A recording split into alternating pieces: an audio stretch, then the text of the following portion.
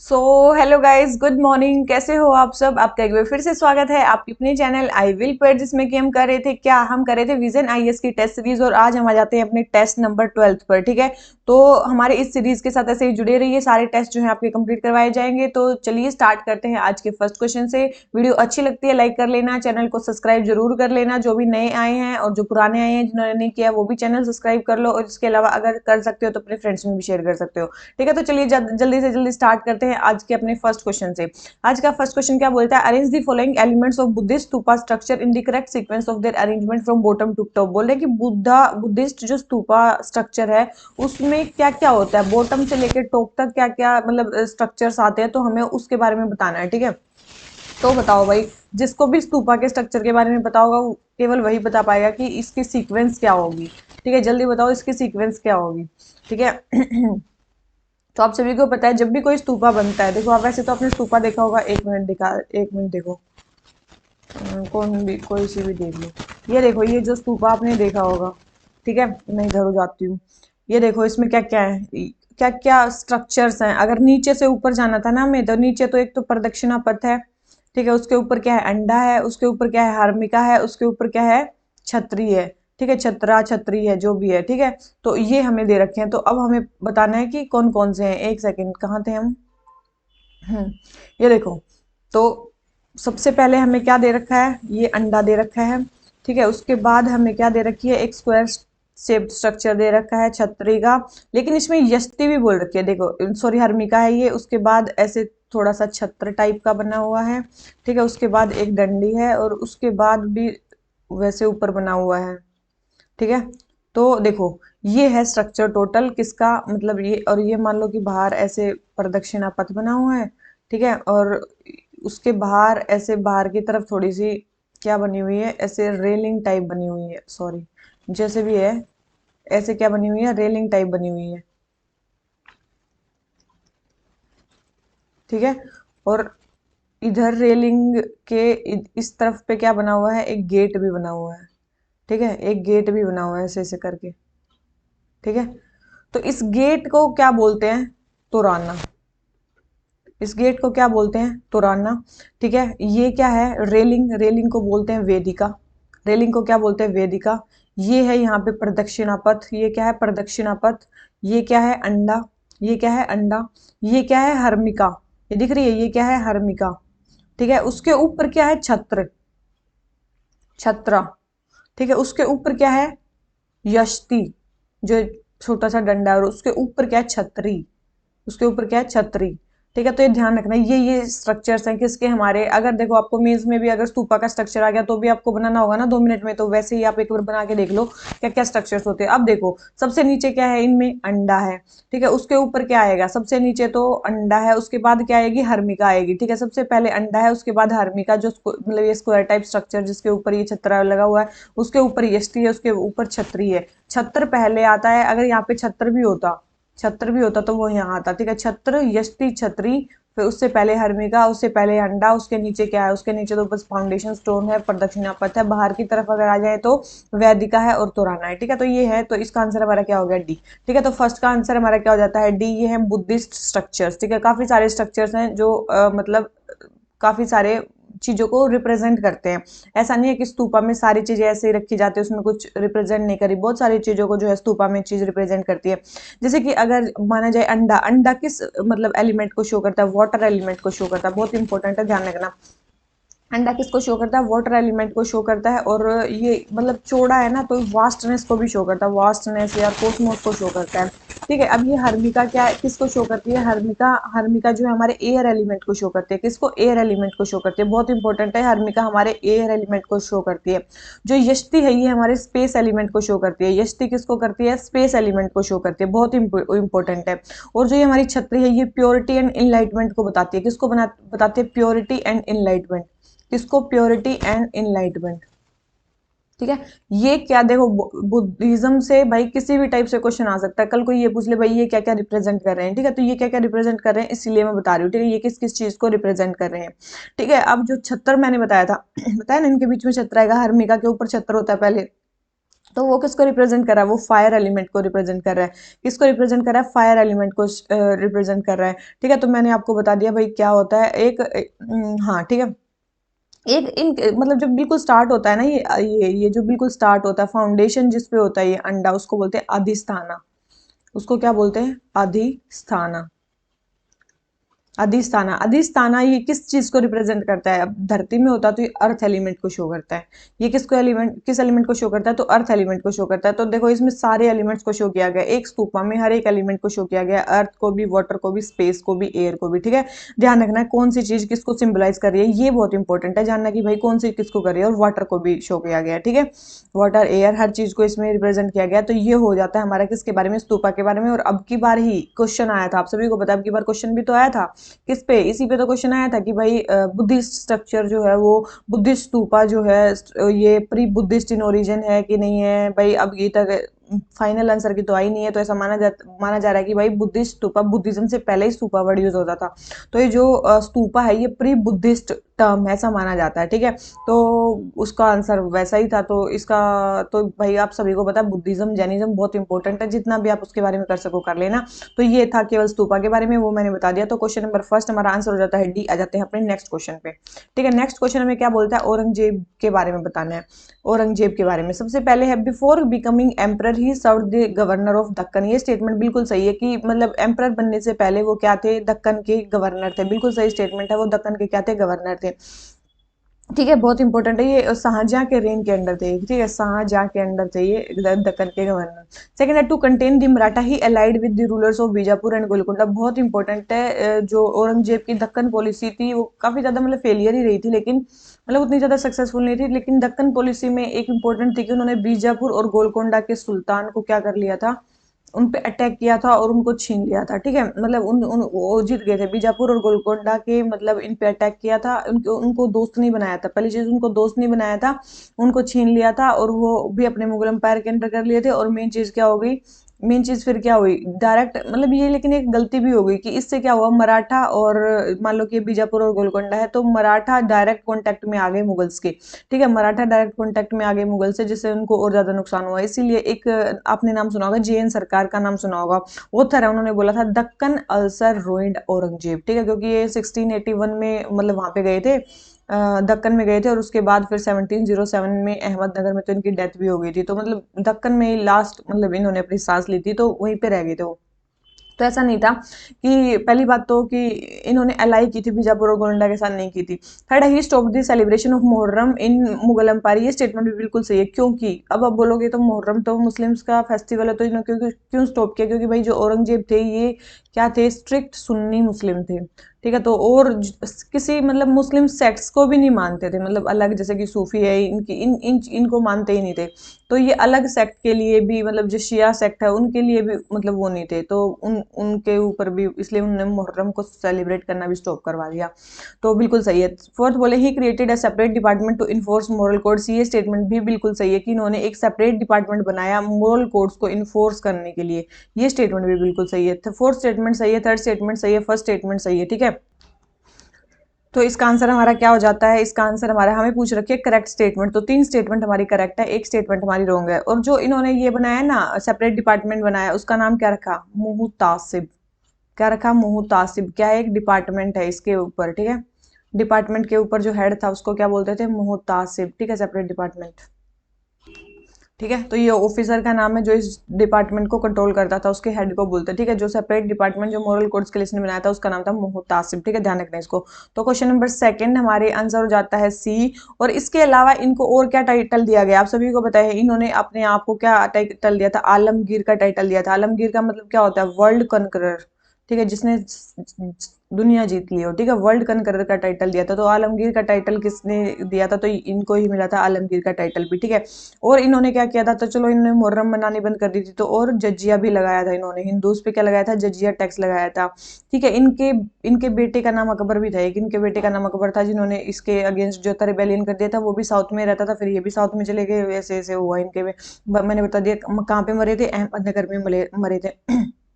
आपने ये जीटीबी का नाम सुना है, जीटीबी नगर। ठीक है, तो ये नगर किसके नाम पे बना है? गुरु तेग बहादुर। तो ये गुरु तेग बहादुर जो थे ये 9th सिख गुरु थे, इनको भी एग्जीक्यूट किया था औरंगजेब ने, क्योंकि ये मुस्लिम धर्म में कन्वर्ट होने को मना कर रहे थे। ठीक है, तो ये जीटीबी का नाम सुना होगा, गुरु तेग बहादुर नगर 9th सिख गुरु थे जिन्होंने मना कर दिया था मुस्लिम धर्म में कन्वर्ट होने, तो इनको क्या कर दिया था? औरंगजेब ने ही एग्जीक्यूट किया था, इसलिए फेमस है जीटीबी। ठीक है, बहुत इंपॉर्टेंट है, ध्यान रखना क्यों हुए थे ये। और जब इनकी डेथ हुई 1707 में, उसके बाद तो भाई सारे वीक मुगल्स आ गए, उसके बाद तो मुगल अंपायर जो है वो नीचे ही आता चला गया। ठीक है, उसके बाद इतना कुछ नहीं हुआ, तो ये चीज ध्यान रखना। तो यही है हमारे इस किसके बारे में? औरंगजेब के बारे में। तो क्वेश्चन नंबर सेकंड हमें बतानी थी करेक्ट स्टेटमेंट, आंसर हो जाता है सी। आ जाते हैं नेक्स्ट क्वेश्चन पे, तो ये क्वेश्चन हो जाता है कंप्लीट। आ जाते हैं नेक्स्ट क्वेश्चन पे। गांधारा स्कूल ऑफ आर्ट के बारे में बताना है भाई, देख लो। सबसे पहले Mahayana form of Buddhism was depicted in Gandhara school of art. Second बोले Gandhara school of art was patronised by Shakas and Kushan. तो आप सभी को पता होना चाहिए, बिल्कुल महायान फॉर्म ऑफ बुद्धिज्म को भी डिपिक्ट कर रही थी, और शाकाज और कुशान ने उनको पेट्रोनाइज किया था। बिल्कुल सही स्टेटमेंट है, तो दोनों ही स्टेटमेंट करेक्ट है। हमें बतानी थी करेक्ट स्टेटमेंट, तो दोनों ही स्टेटमेंट इसके बारे में क्या है? करेक्ट है।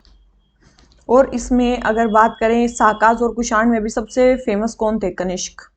नाम सुना होगा ना, कनिष्क। ठीक है, तो कनिष्क सबसे फेमस थे जिन्होंने मतलब इसको पेट्रोनाइज किया था बुद्धिज्म को, काफी ज्यादा फेमस थे ये। ठीक है, अब गांधारा आर्ट के फेमस फीचर्स क्या हैं? जिसको बता दिया, महायान बुद्धिज्म को शो करते हैं, साकाज और कुषाण इनको पेट्रोनाइज किया था। इसमें इमेज मतलब डेवलप हुई, इमेज बुद्धा की जो इमेज है ना वो यहाँ पे डेवलप हुई, बहुत इंपॉर्टेंट है, इमेज हुई। और इनमें मतलब केवल और केवल मतलब किस किस एलिमेंट का यूज किया गया था? एक तो मतलब इंडियन एलिमेंट्स तो थे ही, उनकी जो पिक्चर बनाने में इंडियन एलिमेंट्स तो थे, साथ में ग्रीको रोमन एलिमेंट्स भी थे, ग्रीको रोमन एलिमेंट्स भी थे। ठीक है, बहुत इंपॉर्टेंट है, ग्रीको रोमन एलिमेंट्स भी इसमें प्रेजेंट थे। तो इसमें तो मतलब जो गांधारा स्कूल ऑफ आर्ट थी ये किस किस एलिमेंट से मिलकर बनी थी? इंडियन और ग्रीको रोमन आर्ट से मिलकर बनी थी। इमेज यहाँ पे उन्होंने बनाई थी। क्या क्या फीचर्स थे उस इमेज में भी? जैसे कि भाई मतलब मस्टाचेस थी, करली हेयर थे। फिजिकल फीचर्स पे मेनली ध्यान दिया गया था। किस पे? फिजिकल फीचर्स पे इसमें मेनली ध्यान दिया गया था। काम बुद्धा दिखाया गया है यहाँ पे, कैसा? काम बुद्धा। ठीक है, काफी शांत बुद्धा का रिप्रेजेंटेशन यहाँ पे किया गया है। हेलो नॉर्मली इनके अराउंड नहीं होता था, हेलो ना सर के पीछे जो वो वाला मतलब मान लो कि यहाँ इमेज बना दी और उसके सर के पीछे वो जो चक्कर सा बना देते हैं उसको बोलते हैं हेलो। तो उनके सर के पीछे मतलब नॉर्मली तो नहीं होता था, लेकिन आपने सुना होगा मथुरा स्कूल ऑफ आर्ट में ये बिल्कुल होता था। ठीक है, बिल्कुल होता था। ठीक है, वही है बस, और तो क्या ही है, बस इमेज वर्शिप हुई थी इसमें, ये हुआ था वो हुआ था, यही थे मेन तो। अब अगर बात करें, देखो ये तो हो गया हमारे किसके बारे में? गांधारा स्कूल ऑफ आर्ट के बारे में। ठीक है, एक हमारी एक और आपने सुनी होगी मथुरा स्कूल ऑफ आर्ट। ठीक है, मथुरा स्कूल ऑफ आर्ट ये तो हमारे बाहर के एलिमेंट से वो थी, क्या थी वो थी? सबसे पहले तो देखो गांधारा स्कूल ऑफ आर्ट में मेनली बुद्धिस्ट ही आर्ट बनाई जाती थी। ठीक है, लेकिन मथुरा स्कूल ऑफ आर्ट में हिंदुइज्म वाली आर्ट भी बनाई जाती थी, जैनिज्म वाली भी बनाई जाती थी, और बुद्धिस्ट आर्ट भी बनाई जाती थी। पहले स्टेटमेंट तो ये कि ये लगभग मतलब क्या थी, ये थोड़ी सेकुलर थी, उतनी सेकुलर नहीं थी गांधारा स्कूल ऑफ आर्ट। ठीक है, और ये इंडिजिनस थी। ठीक है, इसमें फॉरेन एलिमेंट्स का यूज नहीं किया गया है, ये इंडिजिनस थी, इसमें इंडिजिनस एलिमेंट्स का यूज किया गया है। ठीक है, ये इंडिजिनस थी और ये थोड़ी लेटर स्टेज में आई है। जैसे कि ये पहले ही मतलब गांधारा स्कूल ऑफ आर्ट थोड़ी पहले थी, मतलब अगर मान करें फर्स्ट बीसी से लेके 5 एडी तक ये रही। ठीक है, तो और ये कब रही? मतलब फर्स्ट बीसी से मान लो स्टार्ट हुई तो ये 12 एडी तक रही है। ठीक है, मद्रास स्कूल ऑफ आर्ट, तो ये काफी लेट तक रही, ये हुई है। यहाँ पे देखो, यहाँ पे रेड सैंडस्टोन का यूज हुआ, ये बहुत इंपॉर्टेंट है, यहाँ पे रेड सैंडस्टोन का यूज हुआ। और यहाँ पे मतलब कहाँ पे? मथुरा स्कूल ऑफ आर्ट में लाल पत्थर का यूज हुआ। ठीक है, सैंडस्टोन का। लेकिन यहाँ पे जो गांधारा स्कूल ऑफ आर्ट थी यहाँ पे ग्रे या फिर ब्लूइश ग्रे, यहाँ पे इसका यूज हुआ। सॉरी एक मिनट, ब्लूइश ग्रे एलिमेंट का यूज हुआ। कहाँ का? ब्लूइश ग्रे एलिमेंट का यूज हुआ, बहुत इंपॉर्टेंट है। गांधारा स्कूल ऑफ आर्ट में किसका यूज हुआ? ग्रेइश या फिर ब्लूइश ग्रे एलिमेंट का यूज हुआ। ठीक है, मैंने यहाँ पे बता दिया भाई, यहाँ पे मेनली। और मथुरा स्कूल देख, मैंने यहाँ बताया था ना काम Buddha, Gandhara school of art में बिल्कुल काम शांत बुद्धा को दिखाया गया था, यहाँ पे डिलाइटेड बुद्धा को दिखाया था, लाफिंग बुद्धा, डिलाइटेड बुद्धा, यहाँ पे वैसा बुद्धा रिप्रेजेंट किया गया था। ठीक है, कोई उतना ज्यादा स्पिरिचुअलिटी की तरफ नहीं था, मतलब यहाँ का बुद्धा जो स्पिरिचुअलिटी की तरफ नहीं था, यहाँ का मोर स्पिरिचुअल था। ठीक है, गांधार स्कूल ऑफ आर्ट का बुद्धा ज्यादा स्पिरिचुअल था, यहाँ का उतना स्पिरिचुअल नहीं था, ये चीज ध्यान रखना। तो बस यही है मेन मेन चीजें तो इनके बारे में, और तो मैं क्या ही बताऊं। तो ये वाला क्वेश्चन हो गया हमारा कंप्लीट। किसके बारे में पूछा था? गांधार स्कूल ऑफ आर्ट के बारे में। थोड़ी थोड़ी चीजें मतलब मोटी मोटी आपको पता होनी चाहिए। ठीक है, तो क्वेश्चन नंबर थर्ड हमारा आंसर हो जाता है सी। ठीक है, क्योंकि दोनों ही स्टेटमेंट हमारी इसके बारे में सही है, तो सी। आ जाते हैं अपने नेक्स्ट क्वेश्चन पे। नेक्स्ट क्वेश्चन हमें क्या बोलता है? Question number 4। क्वेश्चन नंबर 4 है हमारा, ग्रुपर्स, जॉन स्नैपर और इंडियन पोम्पेनो क्या है? ये जल्दी बताओ, ये क्या है? बहुत इंपॉर्टेंट क्वेश्चन है ये। क्या है ये, याद रखना ये सारी क्या है, फिशेज है। क्या है ये सारी फिशेज है, मैरीन फिशेज है। ठीक है, क्या है ये, मैरीन फिशेज है। इनको एक हमारा वो है ना जो मतलब मैरीन फिशेज के लिए जो इंस्टीट्यूट बना हुआ है, centre for marine fisheries research institute, centre for marine fisheries research institute, ये जो बना हुआ है ये मतलब इसकी एक ब्रांच है आंध्र प्रदेश में। वो आंध्र प्रदेश वाली ब्रांच जो है इन फिशेज को लैब में ग्रो कर रही है, ये इंपॉर्टेंट है, ध्यान रखना। देख ले, इसलिए ये ग्रुपर, जॉन स्नैपर, इंडियन पोम्पेनो ये काफी ज्यादा न्यूज में, लैब में इनको ग्रो कर लैब में इनको बनाया जा रहा है, इनकी ब्रीडिंग की जा रही है। ठीक है, बहुत इंपॉर्टेंट है, इसीलिए मैं इनको बता रही हूँ। ठीक है, ये और एक और चीज क्या है याद रखना, ये डीप वाटर्स में पाई जाती हैं। ये क्या, क्यों इनको लैब में बनाया जा रहा है, क्योंकि ये केवल डीप वाटर्स में पाई जाती है, ये शैलो वाटर्स में नहीं पाई जाती, तो इनको पकड़ना भी मुश्किल है। ठीक है, तो शैलो वाटर में और इनकी डिमांड ज्यादा है, तो इसीलिए भी इनको बनाया जा रहा है। अभी centre for marine fisheries research institute है कहाँ, इसके हेडक्वार्टर्स कहाँ है, कहाँ है, कभी पढ़ा है क्या? बिल्कुल, देखो इसमें दे रखा है कि भाई मतलब इसमें दे रखा है कि आंध्र प्रदेश में लैब में ग्रो की जा रही है, यहाँ पे इसकी एक ब्रांच है, लेकिन ऐसा नहीं कि हेडक्वार्टर इसके यहीं पे है। बहुत इंपॉर्टेंट है, इसके जो हेडक्वार्टर्स हैं वो है कोच्चि केरला में। ठीक है, ये इंपॉर्टेंट चीज है, ध्यान रखना। इसके हेडक्वार्टर कहाँ पे, कोच्चि केरला में। तो centre for marine fishery research institute के जो हमारे क्या बोलते हैं वो जो हेडक्वार्टर्स हैं वो कहाँ पे हैं, केरला में है। ठीक है, और कब बनी थी ये, जब देश आजाद हुआ तभी बनी थी, मतलब 1947 में ही बन गई थी। किसके अंडर बनी थी, ministry of agriculture and farmer welfare के अंडर बनी थी, लेकिन बाद में 1961 में इसको ट्रांसफर कर दिया गया किसके अंडर, आईसीएआर के under, Indian council of agriculture research. तो अब ये किसके अंडर है, आईसीएआर के अंडर। ध्यान रखना ये किसके अंडर है। ठीक है, बहुत इंपॉर्टेंट है, centre for marine forest fisheries research, forest बोल रही हूँ, फिशरीज रिसर्च इंस्टीट्यूट। ये क्या है, सबसे पहले इसके हेडक्वार्टर कोच्चि केरला में है, 1947 में बनी थी, और किसके अंडर है अभी, आईसीएआर के अंडर है। अगर पूछा जाए अभी किसके अंडर है तो आईसीएआर के अंडर है, बहुत इंपॉर्टेंट है। ठीक है, अब एक और चीज, ये तो चलो फिशेज के लिए न्यूज में था, फिशेज के लिए ही एक अलग चीज के लिए भी ये न्यूज में थी। क्यों न्यूज में थी, क्योंकि इन्होंने एक अलग मेथड निकाला था फिशेज को काउंट करने के लिए, जिसका नाम था स्ट्रेटिफाइड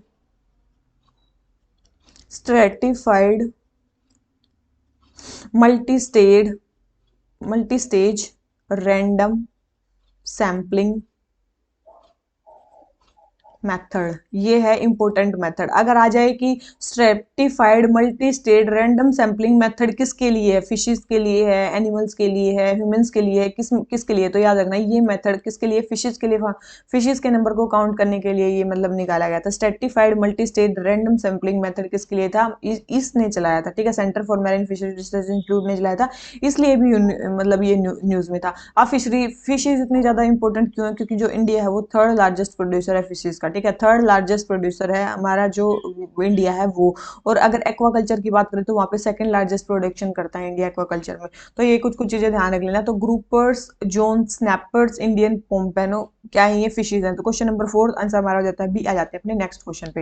नेक्स्ट क्वेश्चन हमारा क्या बोलता है, क्रोनोलॉजी में बताना कौन इन्वेड हुए, कौन कौन बाद में हुए। तो जल्दी बताओ भाई, कौन इन्वेड हुए होंगे और कौन बाद में इन्वेड हुए होंगे।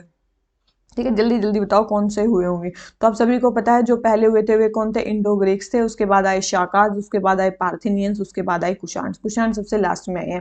ठीक है, 2 में ही दे रखा है और आप सभी को पता है इंडो ग्रीक्स पहले आए हैं, तो उनको लगा दो। इन दो को ना भी बताओ तो भी आप कर सकते हो। ठीक है, तो इंडो ग्रीक, शाकाज, पार्थिनियंस और क्या नाम लेते हैं, कुशान्स। ठीक है, ये आए थे। ठीक है, और बस यही था मेन। तो ये क्वेश्चन हो जाता है हमारा कंप्लीट, कौन कब आए थे। क्वेश्चन नंबर 5 आंसर हो जाता है डी। आ जाते हैं नेक्स्ट क्वेश्चन पे। नेक्स्ट क्वेश्चन है, अद्वैत वेदांत और द्वैत वेदांत किस में डिफर करता है। अद्वैत का मतलब होता है जिसमें दो को ना माना जाए। मतलब ये बोलते हैं अद्वैत वाले कि आत्मा ही परमात्मा है, मतलब वो आत्मा को ही परमात्मा मानते हैं, समझ गए। तो मतलब अद्वैत क्या बोलता है, आत्मा ही परमात्मा है। और द्वैत क्या बोलते हैं, आत्मा और परमात्मा में फर्क है, दोनों अलग है। तो बस ये इतना फर्क है। ठीक है, तो ये किस चीज पे डिफर करते हैं, मतलब डिफर किस पे करते होंगे, आत्मा और मतलब गो आत्मा और परमात्मा पे ही करते होंगे ना। तो आत्मा क्या है और परमात्मा क्या है, उसकी नेचर ऑफ रियलिटी पे डिफरेंस है इनकी आइडियोलॉजी में, तो यही है। ठीक है, अद्वैत क्या बोलते हैं, अद्वैत मतलब अलग नहीं है, आत्मा आत्मा ही परमात्मा है, ऐसे याद रख लो। ठीक है, आत्मा ही परमात्मा है, ऐसे याद रख सकते हो। ठीक है, अद्वैत मतलब अलग नहीं है। वेदांता तो एक फिलोसफी है। ठीक है, वेदांता एक फिलोसफी, अद्वैत में बोला गया है कि वो एक ही है, मतलब दोनों चीजें एक ही है, आत्मा और परमात्मा एक ही चीज है। द्वैत में बोला है कि भाई आत्मा अलग है और परमात्मा अलग है, दोनों बहुत अलग है। ठीक है, तो ये बोला गया है। तो जो भी है, हिंदी इतनी ज्यादा मत देखना। ठीक है, तो आत्मा और परमात्मा में फर्क है, तो द्वैत ये बोलता है। तो बिल्कुल, the nature of reality, Brahma and आत्मा दोनों की नेचर ऑफ रियलिटी में दोनों फर्क मानते हैं, कि ये बोलते हैं कि आत्मा ही परमात्मा, ये बोलते हैं आत्मा और परमात्मा दोनों अलग अलग है। ठीक है, तो क्वेश्चन नंबर 6 आंसर हो गया। अभी आ जाते हैं अपने नेक्स्ट क्वेश्चन पे। नेक्स्ट क्वेश्चन है हमारा, कीटोप्रोफेन क्या है। बहुत इंपॉर्टेंट है, कीटोप्रोफेन क्या है। ठीक है, तो याद रखना कीटोप्रोफेन, जैसे आपने पढ़ा होगा ना डिक्लोफिनेक। डिक्लोफिनेक का नाम सुना होगा। डिक्लोफिनेक कहाँ पे यूज हुआ था। अब डिक्लोफिनेक के बारे में बताओ। ठीक है, डिक्लोफिनेक, कीटोप्रोफेन, ये क्या है। याद रखना, ये non steroidal anti inflammatory drugs हैं। ठीक है, एंटी इन्फ्लामेटरी ड्रग्स है। इन दोनों को ही, पहले डिक्लोफिनेक को तो 2006 में ही बैन कर दिया था। कीटोप्रोफेन को अभी रिसेंटली बैन किया है। इसको क्यों बैन किया, क्योंकि ये क्या करती है, वल्चर्स में डेथ करती है। वल्चर्स के मतलब वल्चर्स की डेथ हो जाती है इनको खाने से। ठीक है, वल्चर्स की हेल्थ के लिए बहुत ज्यादा ये मतलब वो है, डेंजरस है। ठीक है, तो इसके इसके लिए तो ये वैसे हैं क्या, कीटोप्रोफेन डिक्लोफिनेक की है क्या, एक non steroidal anti inflammatory drug है। ठीक है, ये एंटी इन्फ्लामेटरी ड्रग्स हैं, कैटल्स में दी जाती हैं। ठीक है, कैटल्स में दी जाती हैं। ठीक है, ये वैसे पेन किलर है, पेन किलर की तरह इनको दिया जाता है। लेकिन भाई, अगर ये पेन किलर मान लो कि कैटल्स ने खा ली, उनको पेन तो ठीक हो गया, लेकिन जब कैटल्स मरते हैं तो उनको बाद में कौन खाएगा, वल्चर खाएगा। और वल्चर में ये दवाई जो है, ये बहुत ज्यादा नुकसान करती है, उनको किल कर देती है। ठीक है, तो इसीलिए भाई इसको बैन किया जाता है। वल्चर के कंजर्वेशन के लिए मेनली ऐसा किया जा रहा है कि कैटल्स में ये दवाई ना दी जाए, जैसे कि डिक्लोफिनेक हो गया, कीटोप्रोफेन हो गया। ये दवाई काफी ज्यादा वो है, मतलब वल्चर के लिए काफी ज्यादा वैसी है, मतलब खराब है। ठीक है, कीटोप्रोफेन और एसिलोफिनेक, ये भी नाम याद रख सकते हो, एसिलोफिनेक। ठीक है, एसिलोफिनेक और कीटोप्रोफेन। ठीक है, ये दो याद रखना, एसिलोफिनेक, कीटोप्रोफेन, डिक्लोफिनेक, ये सारी ही दवाई देखो अभी वो है, लेकिन अभी इसी को बैन किया गया है। किसको, कीटोप्रोफेन को ही बैन किया गया है, डिक्लोफिनेक को किया गया है, अभी इनको नहीं किया है। ये भी वैसे हार्मफुल ही है। एक और मतलब हम क्या दे सकते हैं, फिर ये बात आ जाती है कि हम दे क्या सकते हैं। फिर कल्टल्स में पेन किलर की तरह दे क्या, एक दवाई है जो वल्चर्स को अफेक्ट नहीं करती है, जिसका नाम है एक मिनट, मेलोक्सिकैम। ठीक है, याद रखना, मेलोक्सिकैम, ये दवाई आप दे सकते हो। ठीक है, ये उतनी ज्यादा वल्चर के लिए वो नहीं है, मतलब ये भी मतलब एंटी इन्फ्लामेटरी है, नॉन स्टेरॉइडल है, लेकिन ये वैसी नहीं है, मतलब जो वल्चर को अफेक्ट नहीं करती है। तो कुछ कुछ ये दवाइयों के नाम याद रख लेना। ठीक है, तो ये क्या है, कुछ कुछ। ठीक है, याद रख लेना, मैंने बता दिया आपको। तो ये क्वेश्चन हो जाता है हमारा कंप्लीट। आ जाते हैं अपने नेक्स्ट क्वेश्चन पे। ठीक है, नेक्स्ट क्वेश्चन हमें क्या बोलता है। नेक्स्ट क्वेश्चन है हमारा हिंदुस्तानी क्लासिकल म्यूजिक के बारे में। तो भाई आप सभी को पता है म्यूजिक, अब देखो अगर आप देखोगे तो म्यूजिक जो है वो किस किस में क्लासीफाई है। म्यूजिक जो है वो 4 चीजों में क्लासीफाई है। किस चीजों में, एक तो हो गया हमारा क्लासिकल म्यूजिक, एक हो गया हमारा कौन सा, फोक म्यूजिक। ठीक है, हो गया, एक हो गया हमारा मॉडर्न म्यूजिक। ठीक है, एक हो गया हमारा क्लासिकल प्लस फोक जो होता है वो। ठीक है, अब क्लासिकल म्यूजिक में भी कई काफी सारी ब्रांचेज आ जाती हैं, जैसे कि क्लासिकल में आ गया हिंदुस्तानी म्यूजिक और कार्नेटिक म्यूजिक। अब हम पढ़ रहे हैं हिंदुस्तानी म्यूजिक के बारे में। हिंदुस्तानी म्यूजिक में भी बहुत सारे स्टाइल्स होते हैं, लगभग 10 स्टाइल्स होते हैं। उसमें से कुछ कुछ फेमस हैं, जैसे कि जो दे रखे हैं, जैसे कि ठुमरी हो गया, टप्पा हो गया, ख्याल हो गया, और एक आपने सबसे फेमस नाम सुना होगा किसका, ध्रुपद का नाम। ठीक है, ये ध्रुपद हो गया। ये सारे मतलब इसके पार्ट है। ठीक है, हिंदुस्तानी म्यूजिक के पार्ट है। तो सबसे पहले बोल रहे हैं, thumri is love song and is lyrically in its structure and presentation. तो आपको सभी को पता होना चाहिए, ये स्टेटमेंट हमारी क्या दे रखी है, बिल्कुल दे रखी है, बिल्कुल सही दे रखी है कि भाई ठुमरी जो एक लव सॉन्ग होता है और मेनली लिरिकल होता है अपने स्ट्रक्चर और प्रेजेंटेशन में। टप्पा जो है consist of song uttered in fast note, बिल्कुल टप्पे में सॉन्ग जो है बिल्कुल फास्ट में चलाया जाता है। फिर थर्ड बोल रहे हैं, Agra gharana is oldest of all gharanas in khayal. देखो ख्याल में बहुत सारे घरानाज हैं, जिसमें से जो ग्वालियर घराना है वो सबसे ज्यादा मतलब पुराना है। ओल्डेस्ट की बात करें ख्याल में, तो वो कौन सा घराना है, ग्वालियर घराना है। ठीक है, कौन सा घराना है, ग्वालियर घराना है। तो ये स्टेटमेंट गलत दे रखी है, तो हमें पता नहीं करेक्ट स्टेटमेंट। तो करेक्ट तो हमें केवल 2 दे रखी है, एक स्टेटमेंट हमें क्या दे रखी है, रॉन्ग दे रखी है।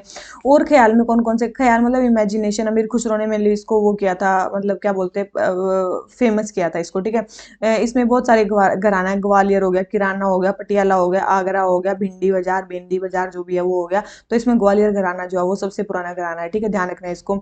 ध्रुपद, ऐसे ही ध्रुपद भी है सबसे ओल्डेस्ट एंड ग्रैंडेस्ट फॉर्म है हिंदुस्तानी म्यूजिक की। अगर बात करें सबसे ग्रैंडेस्ट तो वही है। ठीक है, अकबर के मतलब ऐसा माना जाता है कोर्ट में वही होता था, कौन सा, ध्रुपद जो मैं बता रही हूँ, ध्रुपद ये काफी फेमस है। ठीक है, वही होता था वो। ये भी काफी सारे मतलब घरानाज में डिवाइडेड है, जैसे कि हो गया डगरी घराना। ठीक है, दरभंगा घराना, ठीक है, ये भी उन घरानों में डिवाइडेड है। और क्या है, तलवंडी घराना, ठीक है, बेटिया घराना, तो ये सारे घराना इसमें आते हैं। ठीक है, तो अगर ये आ जाए, ये घराना किससे रिलेटेड है, तो ये ध्रुपद से रिलेटेड है। अभी मैंने बता दिया ये वाले किससे रिलेटेड है, ख्याल से रिलेटेड है। तो ये कुछ है हमारे हिंदुस्तानी म्यूजिक के बारे में। क्वेश्चन नंबर 8 हमारा आंसर हो जाता है बी। आ जाते हैं अपने नेक्स्ट क्वेश्चन पे। हमें बताना है मलिक अम्बेर के बारे में। मलिक अम्बेर, ठीक है, सबसे पहले he belong to the family of nobles. सबसे पहले मलिक अम्बेर का नाम आते ही स्लेव का नाम याद आना चाहिए। ठीक है, तो ये क्या थे, स्लेव थे, ये नोबल्स की फैमिली से नहीं थे। तो पहले स्टेटमेंट तो रॉन्ग हो जाती है कि भैया नोबल फैमिली से थे। He was a contemporary of Mughal emperor Akbar. Akbar के कंटेम्प्रेरी थे, ये स्टेटमेंट हमारी सही है। तो सेकंड स्टेटमेंट करेक्ट है, फर्स्ट स्टेटमेंट रॉन्ग है। तो हमारा आंसर क्या हो गया, बी। ठीक है गाइस, तो कहाँ थे हम, मेरे को स्टॉप करनी पड़ी बीच में वीडियो। कहाँ थे, तो मलिक अम्बेर ये था। ठीक है, तो ये अफ्रीकन स्लेव था। वैसे भी कहाँ से था, ये अफ्रीका से था। ठीक है, एक चीज ध्यान रखना, ये कहाँ से था, ये अफ्रीका से स्लेव था। और क्या नाम लेते हैं, और अहमदनगर एम्पायर में ये पेशवा तक पहुंच गया था।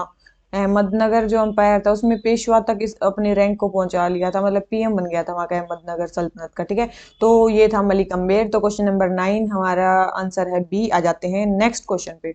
नेक्स्ट क्वेश्चन है क्वेश्चन नंबर 10। क्वेश्चन नंबर 10 हमें क्या बोलता है, पट्टा चित्रा के बारे में। ठीक है, पट्टा चित्रा, पट्टा मतलब क्या होता है, क्लॉथ, और चित्रा मतलब होती है पेंट, मतलब चित्र बनाना उस पे। ठीक है, तो पट्टा चित्रा क्लॉथ पे वो बनाना। सबसे पहले these paintings are popular art form based on temple tradition. बिल्कुल टेम्पल ट्रेडिशन पे बेस्ड है। They have received GI tag from both West Bengal and Orissa. ये स्टेटमेंट भी हमारी बिल्कुल सही है कि यहाँ पे वेस्ट बंगाल और उड़ीसा दोनों जगह से इनको क्या मिला है, जीआई टैग मिला। ये स्टेटमेंट भी सही है, बहुत इंपॉर्टेंट स्टेटमेंट है ये। तो क्वेश्चन नंबर 10 दोनों स्टेटमेंट सही है। और हमसे क्या पूछे, सही स्टेटमेंट पूछे, तो दोनों स्टेटमेंट सही है। तो हमारा आंसर क्या होता है, सी। ठीक है, मैंने बता दिया पट्टा क्या मतलब होता है, चित्रा का क्या मतलब होता है, और मेनली कहाँ पे होती है, उड़ीसा में। जैसे आपने सुना होगा ना, पूरी जगन्नाथ टेम्पल, वहां पे मेनली की जाती है पट्टा चित्रा वाली पेंटिंग। और इसमें जो क्लॉथ है ना, उस पे मतलब क्लॉथ पे पेंटिंग की जाती है नेचुरल कलर्स से।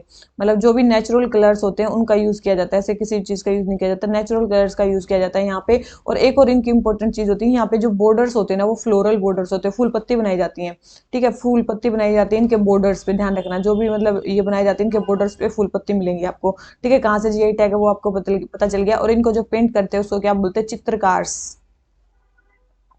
चित्रकार्स, ठीक है, इनको क्या बोलते हैं, चित्रकार्स बोलते हैं, ध्यान रखना। तो क्वेश्चन नंबर 10 आंसर हो गया सी। आ जाते हैं अपने नेक्स्ट क्वेश्चन पे। नेक्स्ट क्वेश्चन में क्या बोलता है, क्वेश्चन नंबर 11। क्वेश्चन नंबर 11 है हमारा किसके बारे में, पोलज, परोती और चाचर के बारे में। ये क्या है, तो आप सभी को पता होना चाहिए क्या है, जल्दी जल्दी बताओ भाई ये क्या है। आप सभी को पता है अकबर के टाइम पे एग्रीकल्चर लैंड को क्लासिफाई किया गया था। और एक सिस्टम भी उनके टाइम पे चलता था, मतलब रिवेन्यू लेने का, जब्ती सिस्टम का नाम सुना होगा। ठीक है, जब्ती सिस्टम का नाम सुना होगा। बाद में टोडरमल ने उसको दहशाला सिस्टम में मतलब कन्वर्ट कर दिया था, पता है आपको। ठीक है, दहशाला सिस्टम में इसमें क्या किया जाता था, हर 10 साल में लैंड को रिव्यू किया जाता था कि इस लैंड से कितना रिवेन्यू लेना चाहिए। मतलब पिछले 10 साल के रिकॉर्ड से रिवेन्यू सेट किया जाता था। ठीक है, मतलब याद रखना, हर 10 साल में रिवेन्यू सेट किया जाता था किसी भी लैंड के लिए। ठीक है, उसको बोला जाता था फर्स्ट एंड ईयर के रिकॉर्ड पे कि वहाँ पे कितने मतलब प्रोडक्शन होता है, कितना क्या होता है। तो उसको बोलते थे दहशाला सिस्टम। टोडरमल ने स्टार्ट किया था पहले वहाँ पे जब्ती सिस्टम, या फिर बोल सकते हैं बंदोबस्त सिस्टम वहाँ पे चलता था। ठीक है, बंदोबस्त सिस्टम चलता था। इसमें इन्होंने लैंड को क्लासीफाई किया, जैसे कि ये थी पोलज। पोलज मतलब जो हर साल बोई जाती है, मतलब हर साल जो कल्टीवेट की जाती है। परोती मतलब हर जो 2 साल में बोई जाती है। चाचर मतलब जो 3 या 4 साल में बोई जाती है। और एक होती है बंजर, जो 5 से ज्यादा साल में एक बार बोई जाती है, तो उसको बोलते हैं। ठीक है, पोलज मतलब जो हर साल कल्टीवेट की जाती है। परोती मतलब 2 साल में एक बार कल्टीवेट की जाती है। चाचर मतलब 3 से 4 साल में एक बार कल्टीवेट की जाती है। और बंजर मतलब 5 साल से ज्यादा में भी, मतलब 5 या 5 से ज्यादा साल में एक बार, मतलब एक आधी बार मतलब कल्टीवेट की जाती है, उसको बोलते हैं ये वाली लैंड। ठीक है, तो यही है हमारा क्वेश्चन। तो ये पोलज, परोती, चाचर क्या है, ये क्लासिफिकेशन है एग्रीकल्चर लैंड के अकबर के अंडर। तो क्वेश्चन नंबर 11 हमारा आंसर हो जाता है सी। आ जाते हैं नेक्स्ट क्वेश्चन पे। नेक्स्ट क्वेश्चन हमारा किसके बारे में, मराठास के बारे में। बोले कि वहां पे जो पेशवा का ऑफिस था वो हेरिडिटरी था at the time of which of the following. किसके टाइम पे, देखो जब पहले पेशवा बनते थे ना, जब पहले पेशवा बनते थे तो उनके टाइम पे जो ऑफिस होता था वो क्या होता था, हेरिडिटरी नहीं होता था। लेकिन किसी ने इसको हेरिडिटरी बना दिया। ओरिजिनली पेशवा का ऑफिस हेरिडिटरी नहीं होता था, लेकिन बाद में उसको क्या बना दिया गया था, वो बना दिया था, क्या बना दिया, हेरिडिटरी बना दिया था। वो किसने बनाया था, बाजी राव ने। किसने बनाया था, उसने अपनी, ऐसे याद रखो, बाजी लगा दी अपनी जान की। ठीक है, उन्होंने मतलब, तो बाजी राव ने स्टार्ट किया था ये, ओरिजिनली नहीं होते थे। तो क्वेश्चन नंबर 12 आंसर हो गया बी। आ जाते हैं अपने नेक्स्ट क्वेश्चन पे। नेक्स्ट है हमारा टर्म बोहाग, कोंगाली और भोगाली। भाई ये क्वेश्चन गलत नहीं होना चाहिए, क्योंकि साल में 3 बार ये वर्ड्स आते हैं। ठीक है, साल में 3 बार करंट अफेयर्स में हर साल आते हैं। तो ये जल्दी बताओ ये किसके बारे में है। तो आप सभी को बताओ ये कहाँ किसके बारे में, बिहू के बारे में। तो ये बिहू को अलग अलग मंथ में जो बिहू को मनाया जाता है उसके लिए टर्म यूज की जाती है, बोहाग, कोंगाली, भोगाली। जैसे कि अगर बात करें बोहाग की, बोहाग को रोंगाली भी बोलते हैं। क्या बोलते हैं बोहाग को? रोंगाली। रोंगाली ये जो है ये किस मंथ में मनाया जाता है? इसको असामीज का न्यू ईयर माना जाता है। ये अप्रैल में सेलिब्रेट किया जाता है। कब कब सेलिब्रेट किया जाता है ध्यान रखना है। ये कब? बोहाग, बोहाग बिहू भी बोलते हैं, बोहाग बिहू या फिर इसको रोंगाली भी बोलते हैं। ये अप्रैल में सेलिब्रेट किया जाता है। ये असमीज का न्यू ईयर माना जाता है। यहाँ पे पिट्ठा वगैरह बनाया जाता है। पिट्ठा मतलब राइस केक जैसा कुछ बनाया जाता है। ठीक है, पिट्ठा। ठीक है, पिट्ठा वगैरह यहाँ पे कुछ बनाया जाता है। और लॉरस जो भी है, इनको पता नहीं कैसे बोलते होंगे। तो ये चीज वहां पे बनाई जाती है। ठीक है, तो ये है रोंगाली, अप्रैल में मनाया जाता है। कोंगाली, कोंगाली को कटी बिहू भी बोलते हैं। कोंगाली या फिर कटी बिहू, इसको अक्टूबर में मनाया जाता है। इसको क्या मनाया जाता है? अक्टूबर में मनाया जाता है। और अभी चल रहा है भोगाली। भोगाली मतलब ये भोगाली जो है इसी को हम माघ बिहू भी बोलते हैं। इसको क्या बोलते हैं? अभी अभी जनवरी में चल रहा है माघ बिहू। ठीक है, माघ बिहू। ठीक है, ये माघ बिहू भी बोलते हैं भोगाली को। और ये जो है वो जनवरी में मनाया जाता है। ठीक है, ये सारे ही मतलब हार्वेस्टिंग से या एग्रीकल्चर से रिलेटेड है। ठीक है, ध्यान रखना ये बिहू जो मनाए जाते हैं तो ये अप्रैल में मनाया जाता है, ये अक्टूबर में मनाया जाता है, ये जनवरी में मनाया जाता है। ठीक है, बहुत इंपॉर्टेंट है ये। ठीक है, मेरे ख्याल से ये समझ में आ गया होगा। और बिहू कहाँ का है? असम का। ठीक है, असम का है ये फेस्टिवल। तो क्वेश्चन नंबर 13 आंसर हो गया डी। आ जाते हैं नेक्स्ट क्वेश्चन पे। नेक्स्ट क्वेश्चन में क्या बोलता है? अवदानस्ता का ये क्या है? अवदानास्ताका ये क्या है? जल्दी बताओ ये क्या है? अवदानास्ताका बोल रहे हैं बुद्धिस्ट एंथोलॉजी है। और बोल रहे हैं ये पाली लैंग्वेज में कंस्टिट्यूट की गई है। तो याद रखना ये संस्कृत लैंग्वेज में कंस्टिट्यूट की गई है, ना कि इसमें, किसमें? ना कि पाली लैंग्वेज में। तो सेकंड स्टेटमेंट रॉन्ग है, फर्स्ट स्टेटमेंट करेक्ट है। हमें बताना है करेक्ट स्टेटमेंट, तो फर्स्ट स्टेटमेंट करेक्ट है। तो आंसर हमारा क्या हो गया? ए। ठीक है, इंपॉर्टेंट है। अवदानास्ताका मतलब बुद्धिस्ट जो मोंक्स थे उनके 100 पोएम्स को कलेक्ट किया गया है एक जगह पे, उसको बोलते हैं अवदांस काका। मतलब सेंचुरी ऑफ नोबल डेट्स। ठीक है, मतलब कोई भी संस्कृत में कलेक्ट की गई है जो भी पोएम्स बनाई थी, जो भी बुद्धिस्ट लीजेंड्स थे उन्होंने उनके 100 पोएम का कलेक्शन किया गया, तो उसको ही बोला गया अवदांस काका। ठीक है, तो क्वेश्चन नंबर 14 हमारा आंसर हो जाता है ए। आ जाते हैं अपने नेक्स्ट क्वेश्चन पे। ठीक है, आसान सा क्वेश्चन था। अगर इसकी फुल फॉर्म बोले तो इसको क्या बोलता है? सेंचुरी ऑफ, सेंचुरी मतलब 100 of noble dates, noble dates. ठीक है, ध्यान रखना। तो क्वेश्चन नंबर 14 आंसर हो जाता है हमारा ए। आ जाते हैं अपनी नेक्स्ट क्वेश्चन पे। नेक्स्ट क्वेश्चन हमें क्या बोलता है? नेक्स्ट क्वेश्चन है हमारा साइबर स्पेस के बारे में। साइबर स्पेस में ओपन काइलिन जो है ये किसके लिए यूज किया जाता है? जल्दी बताओ, ओपन काइलिन किसके लिए यूज किया जाता है? जल्दी बताओ भाई। तो ये अभी चाइना ने डेवलप किया सबसे पहले, तो याद रखना चाइना ने अभी ये डेवलप किया है। तो ये क्या होगा? चाइना ने डेवलप किया है फर्स्ट होमो सॉरी इंडिजिनस क्या homegrown home grown desktop operating system. ठीक है, जैसे कि माइक्रोसॉफ्ट है। ठीक है, माइक्रोसॉफ्ट है। ठीक है, सॉफ्ट क्या ही लिख रही हूँ मैं। ठीक है, एक जैसे कि माइक्रोसॉफ्ट हो गया।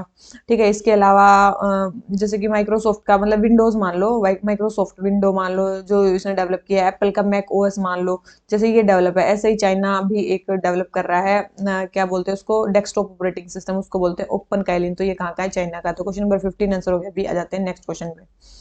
नेक्स्ट क्वेश्चन है हमारा किसके बारे में? वर्ल्ड सिटीज कल्चरल फोरम के बारे में। बहुत इंपॉर्टेंट है क्योंकि अभी इंडिया की एक सिटीज में इंक्लूड हुई है। अगर आपने करंट अफेयर्स पढ़ा हो तो सबसे पहले ये यूनेस्को का इनिशिएटिव है। बिल्कुल भी यूनेस्को का इनिशिएटिव नहीं है। लंदन में ये एक मतलब प्राइवेट ऑर्गेनाइजेशन ने स्टार्ट किया है जिसका नाम क्या है? बहुत इंपॉर्टेंट नाम है उस ऑर्गेनाइजेशन का। क्या क्या नाम है उस ऑर्गेनाइजेशन का? Justin Simon OBE. ठीक है, जस्टिन साइमन ओबीई ये लंदन की एक ऑर्गेनाइजेशन है, उसने इसको स्टार्ट किया है। तो ये यूनेस्को ने तो बिल्कुल स्टार्ट नहीं किया है। यस, ये 2012 में स्टार्ट हुआ है, लंदन में स्टार्ट हुआ है, ये ठीक है।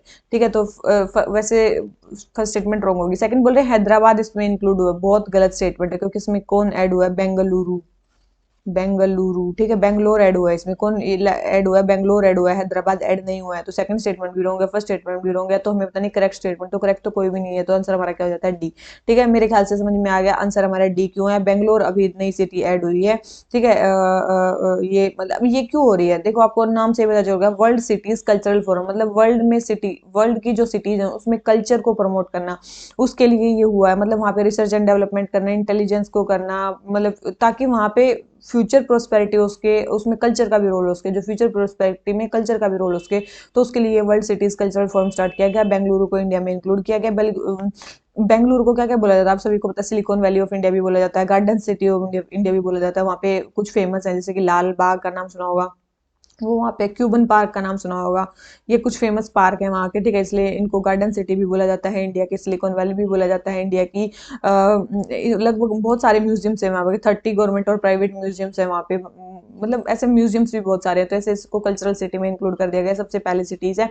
और इसके अलावा अगर बात करें ना, ये क्या नाम लेते हैं, ये world cities cultural forum, world cities cultural report भी निकालते हैं, वर्ल्ड सिटी कल्चर रिपोर्ट भी निकालते हैं, वर्ल्ड सिटी कल्चरल फोरम एक वर्ल्ड सिटी कल्चर रिपोर्ट भी निकालती है। बहुत इंपॉर्टेंट है, हर 3 साल में एक बार निकालती है, एवरी 3 ईयर्स, बहुत इंपॉर्टेंट है, एवरी 3 ईयर्स ये रिपोर्ट निकालती है, वर्ल्ड सिटीज कल्चरल रिपोर्ट, ये बहुत इंपॉर्टेंट है, ठीक है। और अभी इसमें इसी में मतलब इसी में हमारी ऐड हुई है 41st सिटी, ठीक है, बेंगलुरु, बेंगलुरु में ऐड हुई है, ध्यान रखना, बेंगलुरु हमारी नई सिटी ऐड हुई है। तो ये क्वेश्चन नंबर हमारा हो गया 16, आंसर हो गया डी। आ जाते हैं नेक्स्ट क्वेश्चन पे। नेक्स्ट क्वेश्चन हमारा किसके बारे में, कथक के बारे में। जल्दी बताओ भाई, कथक, कथक कहाँ पे किया जाता है, सभी को पता है, यूपी में किया जाता है। One of the 8 classical dance India में जो एक्नोलेज है संगीत नाटक अकेडमी में, उसमें से एक ही है, बिल्कुल है। ये मेनली नॉर्थ इंडिया में किया जाता है, बिल्कुल। हिंदुस्तानी म्यूजिक ओनली क्लासिकल डांस जिसमें हिंदुस्तानी म्यूजिक का यूज किया जाता है, बिल्कुल यही है। और बहुत सारे घरानाज में ये बटा हुआ है, बिल्कुल बहुत सारे घराना में बना हुआ बोल रही हूँ भाई, बहुत सारे घरानों में बटा हुआ है, ठीक है, बहुत सारे घरानों में बटा हुआ है, ठीक है। तो ये स्टेटमेंट भी बिल्कुल सही है। तो ये क्वेश्चन हो गया हमारा कंप्लीट, चारों स्टेटमेंट करेक्ट है, तो हमें बताने करेक्ट स्टेटमेंट, तो सारे स्टेटमेंट करेक्ट है इसके बारे में। कुछ कुछ फेमस घरानों के नाम भी सुने होंगे, जैसे कि है लखनऊ घराना, ठीक है, बावरा का नाम सुना होगा, सॉरी बिरजू महाराज का नाम, तो बैजू बावरा क्या बोल रही हूँ मैं, ठीक है, क्या बोल रही हूँ मैं, बिरजू महाराज का नाम सुना होगा, वो लखनऊ घराना से रिलेटेड है, ठीक है। तो बिरजू महाराज किससे रिलेटेड है, लखनऊ घराना से रिलेटेड है। इसके अलावा सितारा देवी का नाम सुना होगा, वो कहाँ से, जयपुर घराना से, ठीक है, जयपुर घराना से है वो, ठीक है। इसके अलावा और भी बनारस घराना है, ठीक है, बनारस घराना, रायगढ़ घराना है, ठीक है, रायगढ़ घराना है, ठीक है। तो ये जो कथक के घराना, रायगढ़ घराना, बनारस घराना, जयपुर घराना, लखनऊ घराना को काफी इंपॉर्टेंट घराना है, और इसमें जो कॉस्ट्यूम्स हैं और जो स्टाइल ऑफ डांसिंग है वो पर्शियन स्टाइल से इन्फ्लुएंस है, बहुत इंपॉर्टेंट है, किससे, पर्शियन स्टाइल से, उनके कॉस्ट्यूम जो पर्शियन स्टाइल से मोटिवेटेड है या फिर इन्फ्लुएंस्ड है, ठीक है। और 20th सेंचुरी में इसको किसने रिवाइव किया था, ये खत्म ही हो गया था लगभग, टेम्पल्स वगैरह कहीं कहीं किया जाता था, लेकिन 20th सेंचुरी में इसको रिवाइव किया लेडी लीला सोखी ने, ठीक है, किसने किया, लेडी लीला सोखी ने इसको रिवाइव किया था, ठीक है, ध्यान रखना, लेडी लीला सोखी ने इसको किया था। बहुत सारे इसमें एलिमेंट्स होते हैं, जैसे कि बहुत सारे एलिमेंट्स होते हैं, जैसे कि काफी सारे एलिमेंट्स के नाम है, जैसे कि एक होता है आनंदा, जो इंट्रोडक्टरी मतलब किया जाता है, आनंदा। फिर है थाट, ठीक है, आनंदा, थाट, टोडास, टुकड़ास, जुगलबंदी, ठीक है, जुगलबंदी, पढ़ंत, पढ़ंत, तुराना, तराना, तुराना नहीं तराना, तुराना हमने आज कहाँ पे पढ़ा, चलो मेरे को बताओ, तुराना हमने कहाँ पे पढ़ा, ये तो तराना है, ठीक है, तुराना कहाँ पे पढ़ा है, जल्दी बताना, ठीक है, कमेंट सेक्शन में, और याद आ गया हो तो सोच लेना, ठीक है। तराना है ये, ठीक है, तराना है, यहाँ पे गट भाव है, गट भाव है, ठीक है, डांस विदाउट म्यूजिक, गट भाव को क्या बोलते हैं, डांस विदाउट म्यूजिक। तो ये सारे जो एलिमेंट्स हैं ये किससे रिलेटेड है, ये कथक से रिलेटेड है, इंपॉर्टेंट है, ध्यान रखना, ठीक है, इसलिए मैं बता रही हूँ। तो क्वेश्चन नंबर 17 आंसर हो जाता है डी, कथक के बारे में हमारी सारी चीजें सही हैं, तो आंसर आ जाता है डी। आ जाते हैं नेक्स्ट क्वेश्चन पे। नेक्स्ट क्वेश्चन हमारा किसके बारे में, अपोस्टिफोलिया के बारे में। अपोस्टिफोलिया क्या है, जल्दी बताओ, ये अपोस्टिफोलिया क्या है। तो याद रखना, ये क्या है, एक पेरेनियल शर्ब है जो सेलाइन इन्वायरमेंट में ग्रो करती है। क्या है ये, एक पेरेनियल शर्ब है जो सेलाइन इन्वायरमेंट में ग्रो करती है, बहुत इंपॉर्टेंट है। कहाँ मिली है, कहाँ मिली है, कच्छ डिस्ट्रिक्ट में मिली है, कच्छ डिस्ट्रिक्ट में मिली है। ये हेलोफाइट है, मतलब ये तो समझ में आएगा, जो सलाइन इन्वायरमेंट में ग्रो करते हैं प्लांट्स उनको बोलते हैं हेलोफाइट्स। तो ये हेलोफाइट है। पोस्टिफोलिया क्या है, एक कच्छ में मिली है, पेरेनियल शर्ब है जो सलाइन इन्वायरमेंट में ग्रो करती है, हेलोफाइट है, कच्छ में मिली है, ठीक है, ध्यान रखना। तो ये हमारा क्वेश्चन नंबर 18 आंसर हो गया सी। आ जाते हैं अपने नेक्स्ट क्वेश्चन पे। नेक्स्ट क्वेश्चन में क्या बोलता है, क्वेश्चन नंबर 19। क्वेश्चन नंबर 19 हमारा क्या है भाई, बहुत इंपॉर्टेंट है, ठीक है। कौन सा क्या है ये, क्या है ये सारे, देखो सबसे पहले Q2, Jupiter 3, अकीरा। देखो मेरे ख्याल से ना, अगर ऊपर वाले 2 का ना पता हो ना, तीसरे का जरूर पता होना चाहिए, अकीरा के बारे में, ठीक है, जल्दी बताना अकीरा क्या है। अकीरा क्या है, एक रैंसम वेयर, आप सभी को पता है। अभी जो सर्टेन है इंडिया की है, उसने इशू की थी गाइडलाइंस अकीरा के बारे में, कि ये क्या है, एक रैंसम वेयर है, ये रोबोट नहीं है, ये क्या है, रैंसमवेयर है, ठीक है, ये क्या है, रैंसमवेयर है। फिर है Jupiter 3। Jupiter 3 क्या है, जल्दी बताओ। स्पेस एक्स ने एक सैटेलाइट लॉन्च किया है, communication satellite, commercial communication satellite, याद रखना उसका नाम है Jupiter 3, बहुत इंपॉर्टेंट है। स्पेस एक्स ने ये लॉन्च किया है, ठीक है, क्या ये है, कमर्शियल सैटेलाइट है। तो ये याद रखना, ये भी स्टेटमेंट हमारी रॉन्ग दे रखी है कि भाई कि ये क्या है, इलेक्ट्रिक व्हीकल, इलेक्ट्रिक व्हीकल नहीं है, ये क्या है, कमर्शियल सैटेलाइट है, ये क्या है, कमर्शियल सैटेलाइट है। जो किसने लॉन्च किया है, लॉन्च किसने किया है, सबसे इंपॉर्टेंट, स्पेसएक्स ने लॉन्च किया है। किसने, स्पेसएक्स ने लॉन्च किया, बहुत इंपॉर्टेंट है, ध्यान रखना। जूक्यू 2, जूक्यू 2 क्या है, जूक्यू 2 क्या है, जल्दी बताओ, जूक्यू 2 क्या है। वर्ल्ड का first methane liquid oxygen rocket है, बहुत इंपॉर्टेंट है, ये रॉकेट ही है, जूक्यू 2 एक रॉकेटेड है, first methane liquid oxygen rocket है, ठीक है, मिथेन ऑक्सीजन लिक्विड रॉकेट है जूक्यू 2। जो किसने लॉन्च किया है, बहुत इंपॉर्टेंट है, चाइनीज कंपनी ने लॉन्च किया है, चाइना का है, ठीक है, बहुत इंपॉर्टेंट है, चाइना का एक मिथेन लिक्विड ऑक्सीजन रॉकेट है, ठीक है, जूक्यू 2, ठीक है, इंपॉर्टेंट है, अमेरिका को पीछे छोड़ दिया इसने इसको लॉन्च करने में, ठीक है, तो ये इनका सेकंड अटेम्प्ट था इसको वो करने का। तो ये जूक्यू 2 क्या है, जूक्यू 2 एक चाइना का रॉकेट है, ठीक है, चाइना का रॉकेट है। जुपिटर 3 क्या है, एक कमर्शियल सैटेलाइट है, जो किसने बनाया, स्पेस एक्स ने बनाया है। और उसके बाद है हमारा अकीरा, अकीरा हमारा क्या है, एक रैंसमवेयर है, ठीक है, ध्यान रखना। तो क्वेश्चन नंबर 19 हमें बतानी है कौन सी स्टेटमेंट करेक्टली मैच है। तो ना फर्स्ट ना सेकंड करेक्टली मैच है, ना थर्ड करेक्टली मैच है, केवल फर्स्ट करेक्टली मैच है, तो हमारा आंसर क्या हो जाता है, ए, ठीक है। तो इसका मतलब हमारा आंसर क्या हो गया, ए, ठीक है। कैसे आंसर ये आया, समझ में आ गया। आ जाते हैं अपने नेक्स्ट क्वेश्चन पे। नेक्स्ट क्वेश्चन हमारा चैतन्य महाप्रभु के बारे में, सभी को पता होगा भाई इनके बारे में तो लगभग चीजें। He was responsible for revival of Krishna cult in Vrindavan, बिल्कुल कृष्णा कल्ट को रिवाइव करने वाले थे चैतन्य महाप्रभु।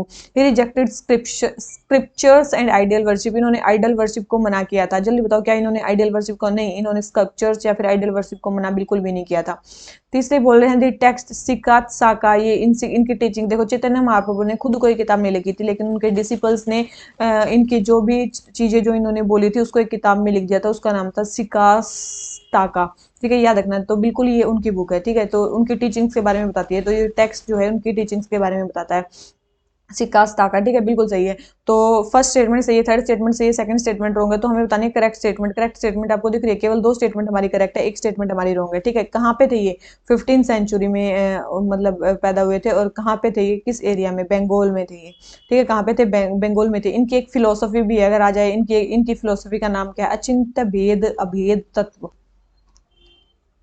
अचिंत्य भेद अभेद तत्व, ठीक है, वेदांता में ही है, अचिंत भेद अभेद तत्व, ठीक है, ये इनकी फिलोसफी है, बहुत इंपॉर्टेंट, ध्यान रखना ये फिलोसफी किसकी है, ठीक है। एक इन्होंने गौड़िया वैष्णविज्म को भी फाउंड किया था, ठीक है, गौड़िया वैष्णविज्म को फाउंड करने वाले कौन थे, गौड़िया वैष्णविज्म,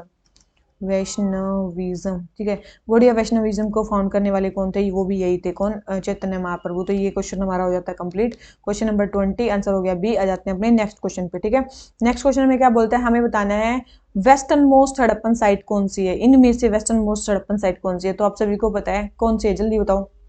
आप सभी को देखो, सबसे पहले तो मांडा कहाँ पे है, जम्मू एंड कश्मीर में है, ठीक है, जगह पता होंगी तो आप कर लोगे। गुमला कहाँ पे है, गुमला जगह आपको पता होगी, है तो पाकिस्तान में, लेकिन जैसे मतलब मान लो कि हड़प्पा है ना, हड़प्पा से थोड़ी ऊपर है, ठीक है, हड़प्पा से ऊपर है, ठीक है, तो ये कहाँ पे है, पाकिस्तान में। गुमला जगह कहाँ पे है, पाकिस्तान में, हड़प्पा से थोड़ी ऊपर है। अमरी जगह कहाँ पे है, अमरी जगह मतलब कोस्टल पाकिस्तान में, थोड़ी सी नीचे है, लेकिन थोड़ी इंडिया की तरफ है, ये मान लो कराची के आसपास है, कराची के आसपास है अमरी जगह, ठीक है, कोस्टल सिटी नहीं है, लेकिन कोस्ट से थोड़ी सी ऊपर है, ठीक है, कराची के आसपास है अमरी, ये भी पाकिस्तान में ही है, ठीक है, ये भी पाकिस्तान में है। अगर सुक्ता गैंगोर, ये पाकिस्तान के बिल्कुल उधर अफगानिस्तान के बॉर्डर पे है, तो ये बिल्कुल सबसे वेस्टर्न मोस्ट है, ध्यान रखना। तो सुक्ता गैंडोर ये भी पाकिस्तान में ही जगह है, और ये बिल्कुल वेस्टर्न मोस्ट है, ठीक है, तो ध्यान रखना इनमें से वेस्टर्न मोस्ट कौन सी है। तो ये सारी भी पाकिस्तान में, लेकिन सुक्ता गैंडोर सबसे, वैसे भी अगर आपने पढ़ी होगी तो आपको पता होगी, तो सुक्ता गैंडोर सबसे वेस्टर्न मोस्ट साइट है। मांडा जो है वो जम्मू कश्मीर में है, और ये eastern sorry northern most site है, नॉर्दर्न मोस्ट, ठीक है। और अगर हम ईस्टर्न मोस्ट माने तो ईस्टर्न मोस्ट कौन सी होगी, तो वेस्टर्न मोस्ट होगी। ईस्टर्न मोस्ट कौन सी है, आलमगीर,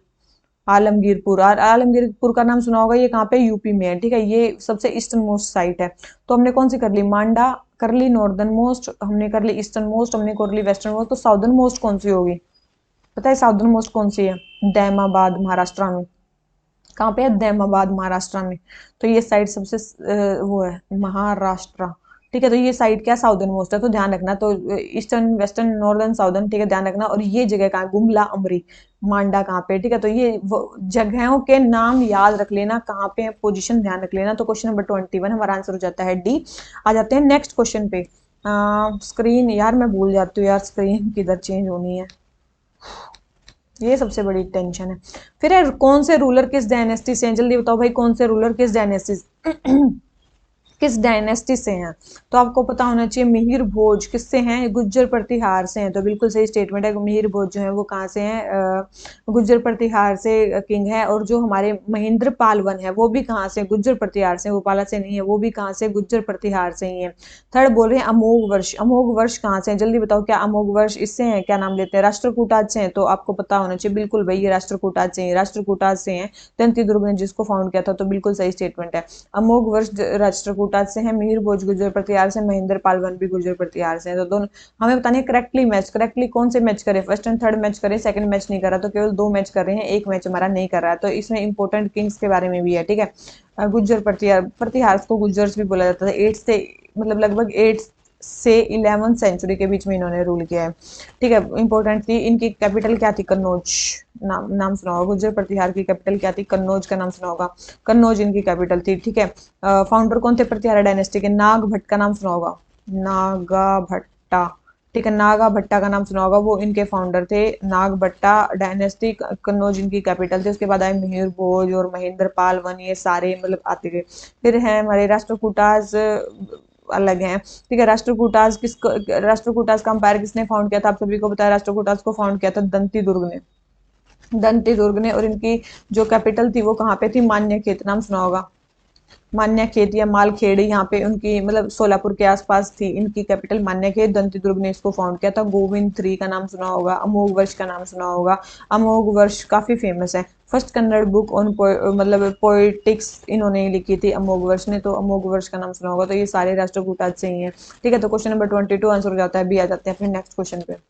फिर बोल रहे हैं कि हिंदू शाही डायनेस्टी, देखो हिंदू शाही डायनेस्टी का नाम कब आता है, जब गजनी अटैक करता है ना इंडिया पे, गजनी, गजनी अटैक करता है जब इंडिया पे, तब कौन कौन से एम्पायर इंडिया में थे, वो मतलब पहले हिंदू शाही डायनेस्टी से लड़ता है, तो वो ये हिंदू शाही डायनेस्टी वहां पे थी, ध्यान रखना। जब गजनी गजनी इंडिया में आया तो इधर वेस्टर्न मोस्ट पार्ट पे जो थी वो थी हिंदू शाही डायनेस्टी, ठीक है। तो हम देख लेते हैं सबसे पहले, इट एक्सटेंडेड फ्रॉम पंजाब से काबुल, और उनकी कैपिटल थी वाहिन, वाई हिंद, बिल्कुल वाहिंद पेशावर ये इनकी कैपिटल थे, बिल्कुल सही स्टेटमेंट है। सेकंड बोल रहे हैं the Hindu Shahi ruler Jaipal was the contemporary of Mohammad Ghazni, Jaipal जो था मोहम्मद गजनी के टाइम का था, बिल्कुल गजनी के टाइम का था। थर्ड बोल रहे हैं Hindu Shahi had friendly relation with neighbouring kingdom of Kashmir, इनके जो कश्मीर था उनके साथ फ्रेंडली रिलेशन थे, ये स्टेटमेंट भी सही है।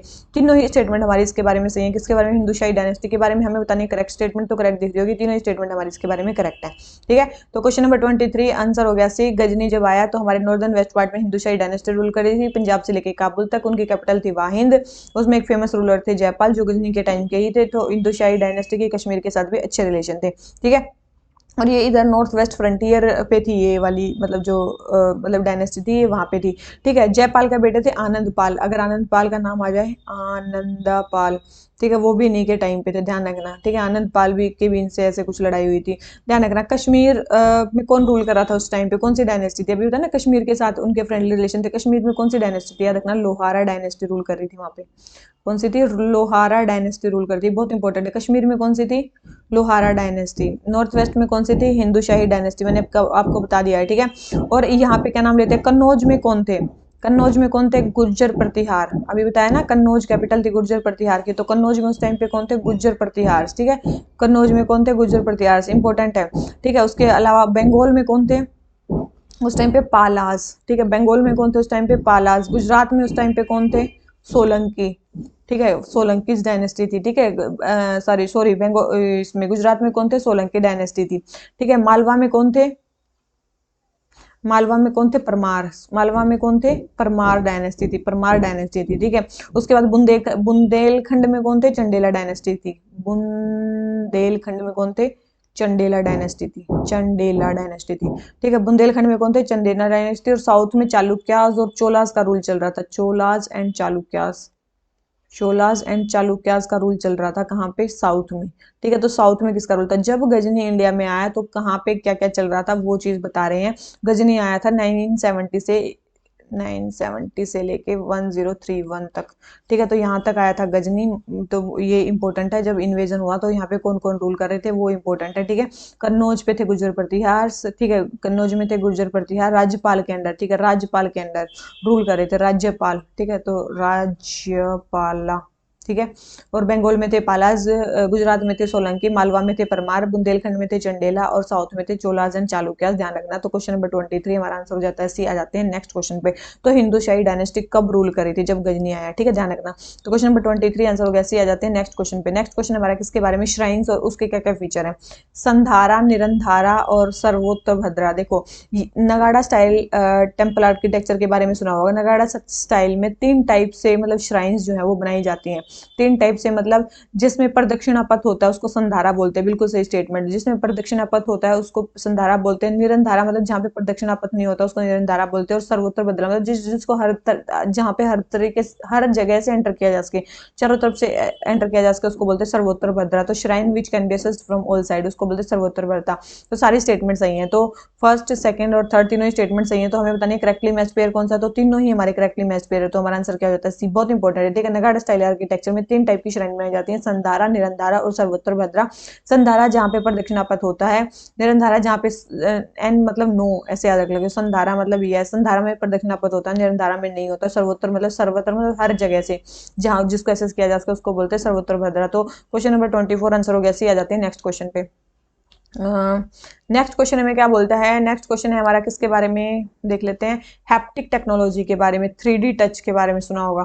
सबसे पहले हैप्टिक टेक्नोलॉजी एक ऐसी टेक्नोलॉजी है जो एक्सपीरियंस क्रिएट कर सकती है टच का, बाई जिसमें हम फोर्स अप्लाई करेंगे, वाइब्रेशन और मोशन टू द यूजर। बिल्कुल कर सकती है। This technology can assist people with visual impairment by providing spatial and directional cue such as navigation, obstacle detection and object recognition. बिल्कुल ये कर सकती है। थर्ड बोल रहे हैं example of haptic technology resistance from steering wheel while driving. एक और बिल्कुल ये भी बिल्कुल सही है। तो तीनों ही स्टेटमेंट हमारी हैप्टिक टेक्नोलॉजी के बारे में बिल्कुल सही है। तो हमें बतानी करेक्ट स्टेटमेंट। तो तीनों स्टेटमेंट हमारी हैप्टिक टेक्नोलॉजी के बारे में करेक्ट है। तो आंसर हमारा क्या हो जाता है? सी।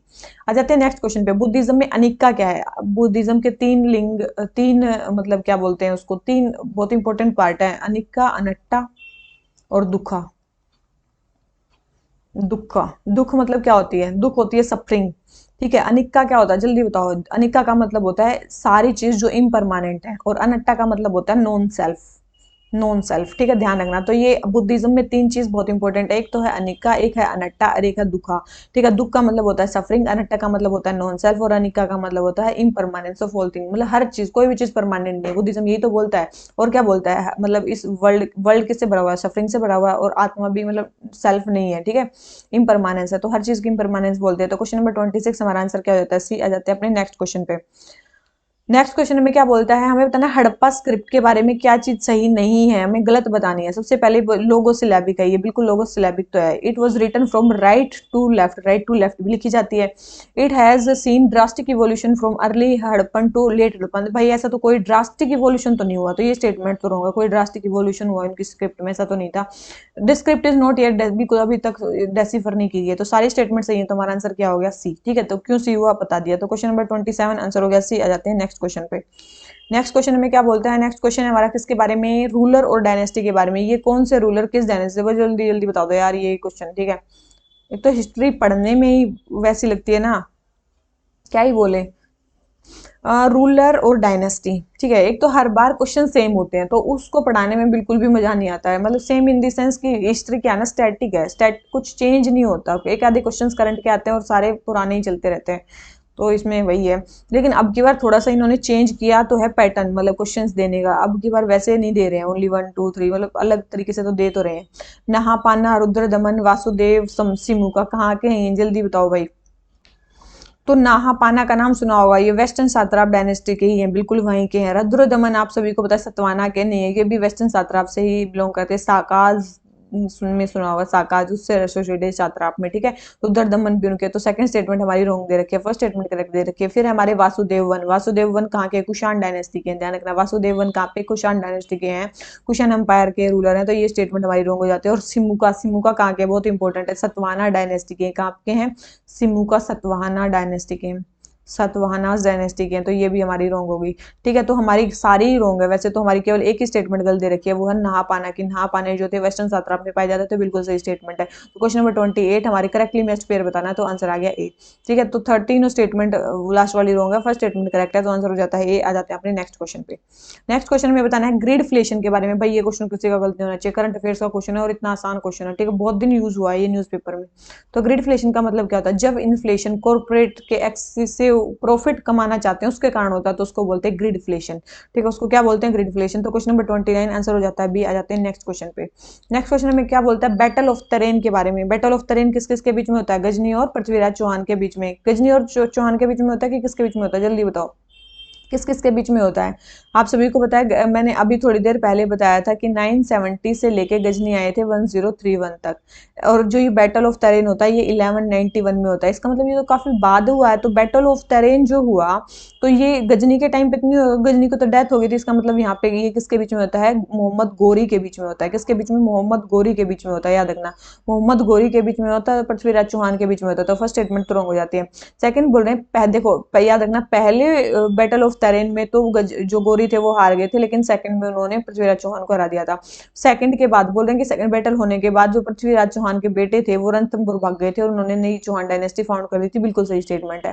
सेकंड स्टेटमेंट सही है, फर्स्ट स्टेटमेंट रॉन्ग है। हमें बताने करेक्ट स्टेटमेंट, तो करेक्ट दिख रही है, केवल सेकंड स्टेटमेंट करेक्ट है, फर्स्ट स्टेटमेंट हमारी रॉन्ग है। तो हमारा आंसर क्या हो जाता है? बी। ठीक है, मैंने बता दिया किस किस के बीच में हुई थी और किसकी जीत हुई थी। पहले में जो थी वो पृथ्वीराज चौहान की जीत हुई थी और दूसरे में जो थी वो मेनली इनकी जीत हुई थी। किसकी, क्या नाम लेते हैं? 1192 में ही सेकंड हो गया था, गोरी की जीत हुई थी। ठीक है, और ये भाग गए थे इनके बेटे। और बैटल ऑफ तरेन के बाद इन्होंने कौन कौन से चीजों, कहाँ को कैप्चर किया? हाँसी के फोर्ट्स को इन्होंने, मतलब हाँसी हिसार आपने नाम सुना होगा ना, हरियाणा में है ये। ठीक है, तो हाँसी के फोर्ट्स को इन्होंने कैप्चर किया, सरस्वती को इन्होंने कैप्चर किया। ठीक है, ऐसे ही अजमेर को इन्होंने कैप्चर कर लिया। ठीक है, तो ऐसे ही तरेन के बाद तो काफी ज्यादा इनका वो खुल गया था, तो काफी चीजों को इन्होंने मतलब वो किया। ठीक है, गौरी इसके बाद कहाँ चले गए? अफगानिस्तान चले गए। बहुत इंपॉर्टेंट है। गौरी इसके बाद मतलब जीतने के बाद कहाँ चले गए? अफगानिस्तान वापस चले गए। यहाँ पे अपने जनरल को छोड़ गए जिसका नाम था कुतुबुद्दीन ऐबक। कुतुबुद्दीन ऐबक, ठीक है, कुतुबुद्दीन ऐबक को छोड़ गए। फिर यहाँ से बाद में यही जो स्लेव थे, यहाँ पे क्या था, मतलब यहाँ पे स्लेव कोई वैसे नहीं होते थे कि परमानेंट स्लेव होते थे। अब इनका राजा बनने के बाद स्लेव ही राजा बन जाता था। ठीक है, तो स्लेव कोई परमानेंट पोस्ट नहीं थी, ध्यान रखना। तो ये स्लेव थे, कुतुबुद्दीन ऐबक स्लेव थे, बाद में स्लेव डायनेस्टी स्टार्ट हो जाती है। ठीक है, तो वो अलग चीज है। तो ये कुतुबुद्दीन ऐबक अपने जनरल को छोड़ के गए थे यहाँ पे रूल करने के लिए, तो ध्यान रखना। तो वो थे कुतुबुद्दीन ऐबक। तो ये हमारा क्वेश्चन कंप्लीट। तो क्वेश्चन नंबर हमारा 30 आंसर हो जाता है बी। आ जाते हैं अपने नेक्स्ट क्वेश्चन पे। ठीक है, ये तो हो गया। देखो आपने एक और नाम सुना होगा किसका? गोरी का एक और बैटल हुआ था, चंद्रावर, बैटल ऑफ चंद्रावर। ये तो बैटल ऑफ तरेन हो गया। एक बैटल ऑफ चंद्रावर भी सॉरी इसने मतलब गोरी ने लड़ा था। मोहम्मद गोरी ने बैटल ऑफ चंद्रावर भी लड़ा था, किसके साथ? जयचंद्र के साथ मिलकर। ठीक है, तो बैटल ऑफ चंद्रावर भी गोरी के साथ एसोसिएटेड है, जिसमें इसने जो जयचंद्र थे उनको हरा दिया था, जयचंद्र को हरा दिया था। और वहां से उन्होंने किसको? बनारस को कैप्चर कर लिया था। बनारस को कैप्चर कर लिया था। अब गोरी तो चले गए, उन्होंने वहां पे किस जनरल को छोड़ा था? वहां पे छोड़ा था बख्तियार खिलजी को। बख्तियार खिलजी को, ठीक है, बख्तियार खिलजी को इन्होंने छोड़ा था वहां पे। और जो बख्तियार खिलजी थे ये बहुत ही ज्यादा वैसा था, जब ये इंचार्ज बनाया इन्होंने, मतलब नालंदा यूनिवर्सिटी जो थी, जो भी थी वहां की यूनिवर्सिटी, उनको जला दिया। बहुत सारे बुद्धिस्ट मोंग को तो इन्होंने मतलब एग्जीक्यूट कर दिया था, मास मास मर्डर किया था उनका। ठीक है, ध्यान रखना, मैसाकर किया था बहुत सारे लोगों को। ठीक है, तो नालंदा हो गई, विक्रमशिला यूनिवर्सिटी होगी, उनको जलाया इन्होंने। तो ये कौन से थे, ये कब थे? तो ये भी चीज ध्यान रखना। बैटल ऑफ चंद्रावर भी इसलिए इंपॉर्टेंट हो जाता है। तो गोरी के टाइम पे दो बैटल तो काफी इंपॉर्टेंट है, एक तो बैटल ऑफ चंद्रावर और एक बैटल ऑफ तरेन। ठीक है, तो क्वेश्चन नंबर 30 आंसर हो जाता है बी। आ जाते हैं अपने नेक्स्ट क्वेश्चन पे। नेक्स्ट क्वेश्चन पे आने के लिए हमें चेंज करनी पड़ेगी स्क्रीन। आ जाते हैं नेक्स्ट पे। सोराही खोवर पेंटिंग के बारे में बताना है। सबसे पहले बोल रहे हैं ये ट्रेडिशनल रिचुअलिस्टिक म्यूरल आर्ट है जो लोकल ट्राइबल वुमेन प्रैक्टिस करती हैं। तो आप सभी को बताना चाहिए, बिल्कुल सही करते हैं। ये कब किया जाता है? जब लोकल हार्वेस्ट के टाइम पे किया जाता है, मैरिज सीजन के टाइम पे किया जाता है। बिल्कुल अवेलेबल कलर से, soil different colours of soil को इसमें यूज किया जाता है। थर्ड बोले it belongs to the state of Jharkhand से बिलोंग करती है, इसको जीआई टैग पेंटिंग भी मिली है। बिल्कुल, तो चारों स्टेटमेंट हमारे इसके बारे में सही है। सोराई पेंटिंग के बारे में तो हमें बताने करेक्ट स्टेटमेंट, तो चारों स्टेटमेंट करेक्ट है। तो हमारा आंसर क्या हो जाता है? डी। ठीक है, इंपॉर्टेंट है क्वेश्चन नंबर 31, हमारा आंसर हो जाता है डी। क्यों है? और मेनली ये जो पब्लिक जो प्लेसेस होते हैं उनके वॉल्स पे किया जाता है। पब्लिक प्लेसेस की वॉल्स पे मेनली ये पेंटिंग की जाती है, याद रख लिए ना। 2020 में इसको जीआई टैग मिला है। कब मिला है? 2020 में मिला है। म्यूरल आर्ट है, ध्यान रखना। जो सोराई खोवर पेंटिंग, ठीक है, कहाँ पे की जाती है? झारखंड में की जाती है, ठीक है। तो क्वेश्चन नंबर ये हो गया हमारा 31, आंसर हो गया डी। आ जाते हैं नेक्स्ट क्वेश्चन पे। तो हमें भाई हमें कोई एक फिलोसफी के बारे में पूरा बताया गया है। सबसे पहले ये ओल्डेस्ट है पूरे 6 सिस्टम ऑफ इंडियन फिलोसफी में। देखो भाई, ये पहली लाइन पढ़ते हैं ना, अगर इतना भी दे दे तो भी अब आपको आंसर लगाना हो ना, तो डायरेक्ट इसका आंसर लग सकता है क्या? साख्य। साख्य सबसे पुरानी फिलोसफी, अगर इंडियन फिलोसफी की बात की जाए तो। सेकंड बोल रहे हैं इसमें 25 बेसिक प्रिंसिपल्स की बात की है, 25 तत्वों के बारे में बात किया गया है। और मेन है पहला जो तत्व है वो है प्रकृति, जिसका मतलब है मैटर। और दूसरा है, एक है पुरुष, ठीक है, पुरुष। ध्यान रखना, प्रकृति पुरुष का जिसमें मेंशन है वो भी सांख्य है। It believes the evolution of universe is not due to god. बिल्कुल ये मानते हैं कि गॉड ने इस वर्ल्ड का इवोल्यूशन नहीं किया है, प्रकृति ने किया है। और प्रकृति के 3 गुण होते हैं, कौन कौन से? एक सत्व गुण, एक रजस गुण, एक तमस गुण, ठीक है। तो ये 3 गुण होते हैं प्रकृति के। कौन बताता है? ये कौन सी फिलोसफी बताती है? सांख्य फिलोसफी बताती है। तो आंसर हमारा क्या होगा? डी। आसान सा क्वेश्चन था, कुछ नहीं था। क्वेश्चन नंबर 32, आंसर हो गया डी। आ जाते हैं क्वेश्चन नंबर 33 पे। कामाख्या टेम्पल एक शक्तिपीठ है, ये गोडेस कामाख्या के लिए क्या है? डेडिकेटेड है। तो 17th सेंचुरी में किसने बनाया था ये? तो आप सब जो भी वहां पे रूल करेंगे, ये बंगाल में रूल कर रहे थे, ये द्रविडियन साउथ में थे, तो असम में है। अगर टेम्पल असम में है तो अहोम किंगडम ने बनाया होगा। तो असम में है, तो ये किसने बनाया था? अहोम किंगडम ने बनाया था। क्वेश्चन नंबर 33 हमारा आंसर क्या हो जाता है? सी, ठीक है। ब्रह्मपुत्रा के साउदर्न बैंक पे ये लोकेटेड है, ठीक है, याद रखना। ब्रह्मपुत्रा के नॉर्दर्न बैंक, साउदर्न बैंक, तो याद रखना साउदर्न बैंक पे लोकेटेड है, बहुत इंपॉर्टेंट है, ठीक है। साउदर्न बैंक पे लोकेटेड है, नीलाचल हिल पे प्रेजेंट है, ऑन नीलाचल हिल, ठीक है, याद रखना। नीलाचल हिल इसी से एसोसिएटेड है, नीलाचल हिल पे ये प्रेजेंट है। यहाँ पे एक फेमस मेला लगता है, शायद आपने पढ़ा भी होगा। और वैसे वहाँ पे इंडिजिनियस स्टाइल में, मतलब इसका वो किया गया है, अहोम स्टाइल ऑफ आर्किटेक्चर का यूज किया गया है इसको बनाने में। कौन सा? Ahom style of architecture, Ahom style of architecture का यूज किया गया इस टेम्पल को बनाने में, ठीक है। मैं क्या बता रही थी? यहाँ पे एक फेमस मेला लगता है, अम्बुबाची मेला। अम्बुबाची मेला बहुत इंपॉर्टेंट है, अम्बुबाची मेला, ठीक है, हर साल लगता है। मेजर फेस्टिवल है इस टेम्पल का, हर साल लगता है। मेनली जो गोडेस कामाख्या हैं उनके जो ईयरली मेंस्ट्रुएशन आते हैं उसको कोमेमोरेट करने के लिए लगता है। और उसमें 3 दिन जो है लगभग जो टेम्पल है वो क्लोज रहता है। तो अम्बुबाची मेला किसके लिए लगता है? यहाँ पे लगता है। तो याद रखना, ये काफी न्यूज में आता है, तो हर बार आता ही है, पढ़ा होगा आपने। तो क्वेश्चन नंबर 33 आंसर हो जाता है सी। आ जाते हैं नेक्स्ट क्वेश्चन पे। और नेक्स्ट क्वेश्चन पे आने के लिए I need to change the screen and then I am coming to next question. Question number 34, which of the following is not part of musical trinity? Musical trinity का part कौन नहीं है? देखो भाई, ये है म्यूजिकल ट्रिनिटी का part, SMT, ठीक है। तो एस है शास्त्री, एम है ये मुथु स्वामी दीक्षितार, और टी है हमारे त्यागराज। तो इसका मतलब पुरंदरदास नहीं है, तो ये पुरंदरदास नहीं है, ध्यान रखना। म्यूजिकल ट्रिनिटी क्या है? SMT, ठीक है। म्यूजिकल ट्रिनिटी क्या है? SMT, याद रखना। तो एस से हो गए शास्त्री, टी से हो गए त्यागराज, और एम से हो गए मुथु स्वामी दीक्षितार। तो याद रखना, ये पुरंदरदास नहीं है। पुरंदरदास को फादर ऑफ क्या बोला जाता है? कार्नेटिक म्यूजिक भी बोला जाता है, ध्यान रखना। कार्नेटिक म्यूजिक के फादर भी बोला जाता है। कर्नाटका से थे पुरंदरदास, ये बहुत पहले थे।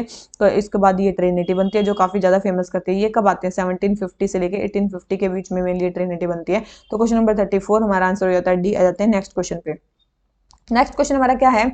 क्या बोलते हैं, किस टेक्स्ट में चाणक्य ने मतलब मगध में कैसे इन्वेजन किया, उसकी ब्रिलियंट स्टोरी लिखी गई है। कहाँ पे लिखी गई होगी? जल्दी बताओ भाई, जल्दी बताओ, जल्दी बताओ। देखो, प्रियदर्शिका, प्रियदर्शिका आपको पता है, एक टाइप की प्रियदर्शिका, ये एक टाइप का संस्कृत प्ले है जो एट्रीब्यूट किया जाता है किंग हर्ष को, ठीक है। इसमें प्रियदर्शिका जो उनकी बेटी थी, उनकी मतलब अंगा की बेटी थी, जो अंगा की बेटी थी, जो मतलब एक अंगा के किंग थे, उनकी बेटी थी प्रियदर्शिका, उनकी स्टोरी इसमें बताई गई है, ठीक है। तो ये स्टेटमेंट तो रहूंगा कि भाई ये मगध के बारे में बताती है, उसके बारे में तो नहीं बताती है। फिर है सरीपुत्रा पराक्रम, जो सरीपुत्रा थे ये कौन थे? ये बुद्धा के डिसिपल थे, तो उसकी एक स्टोरी बताई जाती है। तो ये सरीपुत्रा पराक्रम भी अलग है, ठीक है, सरीपुत्रा पराक्रम भी अलग है। ये स्टोरी किसने लिखी थी वैसे? अश्वघोष ने लिखी थी, अश्वघोषा किसने लिखी थी? अश्वघोषा। प्रियदर्शिका किसने लिखी थी? किंग हर्षा, हर्षा ने लिखी थी, ठीक है। फिर है मुद्रा राक्षस, और उसके बाद है मर्चकटिका। देखो, मर्चकटिका में आपको पता होगा, एक मृचकटिका में ये लिखी थी शूद्रक ने। किसने लिखी थी? शूद्रक ने लिखी थी। और इसमें भी एक चारुदत्ता के नाम की एक स्टोरी, लड़के की लव स्टोरी है, ठीक है, ये भी एक लव स्टोरी है, ठीक है, चारुदत्ता नाम के एक लड़के की लव स्टोरी है। फिर है हमारी बच गई एक एक क्या बच गई? मुद्रा राक्षस, बिल्कुल मुद्रा राक्षस में बोला गया। मुद्रा राक्षस किसने लिखा? विशाखा दत्त ने। किसने लिखा? विशाखा दत्त ने, विशाखा दत्त ने लिखा है, ठीक है, मुद्रा राष्ट्र विशाखा दत्त ने लिखा है, बिल्कुल उसमें मगध की स्टोरी लिखी गई है। तो क्वेश्चन नंबर 35 आंसर हो गया सी। मेरे ख्याल से आपको पता चल गया होगा। और तो लगभग देखो ये भी लव स्टोरी है, ये भी लव स्टोरी है। सरीपुत्रा में जो अशोक घोष ने लिखी थी, बुद्धा के डिसिपल थे, उनके बारे में बताया गया। तो क्वेश्चन नंबर 35 आंसर हो गया सी। आ जाते हैं नेक्स्ट क्वेश्चन पे। क्वेश्चन नंबर 36 क्या बोलता है, ये म्यूजिक जो है ना किंग को वेलकम करने के लिए गाया जाता है, या फिर पखांभा जो प्रीसीडिंग डेटी होते हैं या उनके लिए गाया जाता है। ऐसा माना जाता है कि इस सॉन्ग में मैजिकल पावर्स है। ऐसा कौन सा सॉन्ग है, जल्दी बताओ कौन सा सॉन्ग है। साना लेमोक मणिपुर में, कहाँ पे है, साना लेमोक मणिपुर में, बहुत इंपॉर्टेंट है। और भी याद रख लो, ये बुरा कथा आंध्र प्रदेश में, ये story telling, oral story telling को बोला जाता है, जो लोग सुनाते हैं आंध्र प्रदेश में बुरा कथा, ठीक है। उड़ीसा में दसकाठिया सिस्टम होती है स्टोरीज का। और फिर है महाराष्ट्र में पोवाड़ा, ठीक है, बहुत इंपॉर्टेंट है। महाराष्ट्र में क्या है, पोवाड़ा, बहुत इंपॉर्टेंट है, याद रखना, ठीक है। ये भी मतलब हीरोज के लिए सॉन्ग गाया जाता है, पोवाड़ा, मतलब पोवाड़ा महाराष्ट्र में है। तो ये कहाँ पे गाए जाते हैं, ये चीज ध्यान रख लेना, ठीक है, किस स्टेट में गाए जाते हैं। कई बार आता है, बुरा कथा कहाँ की है, आंध्र प्रदेश की, दक्षकाठिया कहाँ का है, उड़ीसा का है, पोवाड़ा कहाँ का है, महाराष्ट्र का। इंपॉर्टेंट है ये भी, ठीक है। तो क्वेश्चन नंबर 36 आंसर हो जाता है डी, साना लेमो काका मणिपुर का। उसमें क्या किया जाता है, ये चीजें की जाती हैं, एक गाना गाया जाता है। तो क्वेश्चन नंबर 36 आंसर हो गया डी। आ जाते हैं नेक्स्ट क्वेश्चन पे। हमें तीन चीजें बोलेगी हैं, कंदमाल हल्दी, इदू मिश्मी टेक्सटाइल और जोहार राइस। तो बताने कंदमाल हल्दी कहाँ की है, तो आप सभी को पता है कंदमाल हल्दी कहाँ की है, उड़ीसा की है, ठीक है। तो फर्स्ट स्टेटमेंट तो बिल्कुल रॉन्ग होगी कि कंदमाल हल्दी जो है यहाँ की है, तो ये उड़ीसा की है। इदू मिश्मी ट्राइब कहाँ पे है, अरुणाचल में, तो बिल्कुल ये अरुणाचल प्रदेश की, बिल्कुल सही दे रखी है। जोहार राइस बोल रहे हैं कि ये उड़ीसा का है, तो आप सभी को बताना चाहिए जोहार राइस कहाँ का है, असम का है। जोहार राइस कहाँ का है, असम का है, ये कहाँ का नहीं है, उड़ीसा का नहीं है। तो थर्ड स्टेटमेंट भी रॉन्ग है। तो फर्स्ट स्टेटमेंट रॉन्ग है, थर्ड स्टेटमेंट रॉन्ग है, सेकंड स्टेटमेंट करेक्ट है। तो हमें बताने करेक्टली मैच, तो करेक्टली मैच तो केवल एक ही पेयर है हमारा। तो क्वेश्चन नंबर 37 हमारा आंसर क्या हो जाता है, ए। मेरे ख्याल से समझ में आ गया कि आंसर ए क्यों हुआ है। कंधमाल हल्दी हमारी मतलब उड़ीसा में होती है, जिसको जीआई टैग मिला है। इंदू मिश्मी जो टेक्सटाइल है वो अरुणाचल प्रदेश की है, और जोहार राइस जो है वो असम की है, सॉरी, ठीक है। तो क्वेश्चन नंबर 37 आंसर हो गया ए। आ जाते हैं अपने नेक्स्ट क्वेश्चन पे। नेक्स्ट क्वेश्चन है हमारा क्वेश्चन नंबर 38। क्वेश्चन नंबर 38 हमारा किसके बारे में, वुमेन सूफी सेंट्स के बारे में। बोले राबिया निजामुद्दीन ओलिया के टाइम पे थी। देखो पहली स्टेटमेंट ही गलत है, ये बिल्कुल भी उसके टाइम पे नहीं थी, ठीक है। राबिया बहुत पहले थी, ठीक है, ये मिस्टेक थी, ये बहुत पहले थी ये। तो ये कब थी, 8th सेंचुरी में थी, ये थी राबिया थी 8th सेंचुरी में। और ये निजामुद्दीन औलिया आए थे 13th सेंचुरी के आसपास। आपको पता है 1238 से लेके 1325 तक, 1238 से लेके 1325 तक ही जिए थे ये, ठीक है। तो ये अलग है, निजामुद्दीन औलिया तो 13th सेंचुरी में आए हैं, राबिया 8th सेंचुरी में थी, तो कंटेम्प्रेरी तो बिल्कुल नहीं। तो फर्स्ट स्टेटमेंट रॉन्ग होगी। और पहली फीमेल सूफी सेंट कौन थी, आप सभी को पता है, पहली फीमेल सूफी सेंट थी जिनका नाम था क्या, बहुत ही एक फेमस नाम है जिसका नाम है बीबी फातिमा। क्या नाम है, बीबी फातिमा, बीबी फातिमा, ठीक है। थर्ड सॉरी सेकंड बोल रहे हैं मोनोथिस्टिक अप्रोच ऑफ सूफी। देखो सूफी संत जो अप्रोच को यूज करते थे वो पैंथिस्टिक अप्रोच, पैंथिस्टिक अप्रोच को यूज करते थे, ना कि मोनोथिस्टिक अप्रोच। तो पहली स्टेटमेंट ही रॉन्ग हो जाती है, ठीक है। तो सबसे पहले बोले कि monotheistic approach of Sufism led to them conflict with orthodox elements of Sufism, ऐसा नहीं है। तो सेकंड स्टेटमेंट रॉन्ग है, तो सेकंड स्टेटमेंट भी रॉन्ग है, फर्स्ट स्टेटमेंट भी रॉन्ग है। तो हमारा आंसर हमें पता नहीं करेक्ट स्टेटमेंट, तो करेक्ट तो कोई भी नहीं है, तो आंसर क्या हो जाता है डी, ठीक है। मेरे ख्याल से समझ में आ गया होगा ये क्वेश्चन, क्वेश्चन नंबर 38। और इसी में एक फेमस लेडी और भी थी, राबिया के अलावा एक मंसूर अल हराज, मंसूर अल हराज, हलाज, हलाज जो भी थी, मंसूर बीन हलाज थी, अल नहीं थी, बीन हलाज, ठीक है। तो ये भी एक सूफी ही वुमेन थी, मतलब 10th सेंचुरी में थी, ये थी 10th सेंचुरी में, ये भी पहले ही थी, ठीक है। तो क्वेश्चन नंबर 38 आंसर हो जाता है डी। आ जाते हैं नेक्स्ट क्वेश्चन पे। नेक्स्ट क्वेश्चन में क्या बोलता है, मुगल एडमिनिस्ट्रेशन के बारे में बताना है। सबसे पहले बोल रहे हैं कि जो बैरम खां का टाइम था वहां पे जो वकील वजीर का जो मतलब वहां पे राइज हुई थी, अनलिमिटेड पावर उनकी राइज हो गई थी। तो पहली स्टेटमेंट बिल्कुल सही, उस टाइम पे राइज हो गई थी। सेकंड बोल रहे हैं Diwan Kul was given financial powers under Akbar by divesting this power from Wakil. बिल्कुल दीवान कुल एक फाइनेंशियल डिपार्टमेंट अलग बना दिया था, जिसको फाइनेंशियल हेड भी बोला जाता था, फाइनेंस मिनिस्टर भी बोला जाता था दीवान कुल को। उसको फाइनेंशियल पावर दे दी गई थी अकबर के अंदर, किससे पावर लेके, वकील से पावर देके। ये स्टेटमेंट भी बिल्कुल सही है, तो दोनों ही स्टेटमेंट सही है, किसके बारे में, इसके बारे में। तो आंसर हमारा क्या हो गया सी। आसान सा क्वेश्चन था, कुछ नहीं था भाई, कि बैरम खान के टाइम पे वकील और वजीर की पावर अनलिमिटेड हो गई थी, क्योंकि उनको फाइनेंशियल और मिलिट्री दोनों पावर दी गई थी, ठीक है। फिर उनसे बाद में क्या हुआ, अकबर ने उनसे फाइनेंशियल पावर छीन ली, तो उनके पास केवल मिलिट्री पावर रहेगी, तो उतनी ज्यादा उनके पास पावर नहीं, वो अनलिमिटेड मतलब रिबेल कम कर पाए, ये कर पाए, उससे हो जाता है, ठीक है। तो क्वेश्चन नंबर 39 आंसर हो गया सी। आ जाते हैं नेक्स्ट क्वेश्चन पे। नेक्स्ट क्वेश्चन हमें क्या बोलता है, नेक्स्ट क्वेश्चन हमारा संगम टेक्स्ट के बारे में, सिल्लापट्टी सिल्लापट्टिकरम, तिरुकुरल, तोलकापियम। जल्दी बताओ भाई इनके बारे में। देखो सिल्लापट्टिकरम आप सभी को पता है किसका सिल्लापट्टिकरम एक लव स्टोरी है कोवलम की, तो बिल्कुल सही बात है। सिल्लापट्टिकरम जो है लव स्टोरी है इसकी, क्या बोलते हैं, कोवलम की। इलैंगो एडिगल ने भी लिखी थी, एडिगल ने लिखी थी इसको, ठीक है, इलैंगो एडिगल ने इसको लिखा था।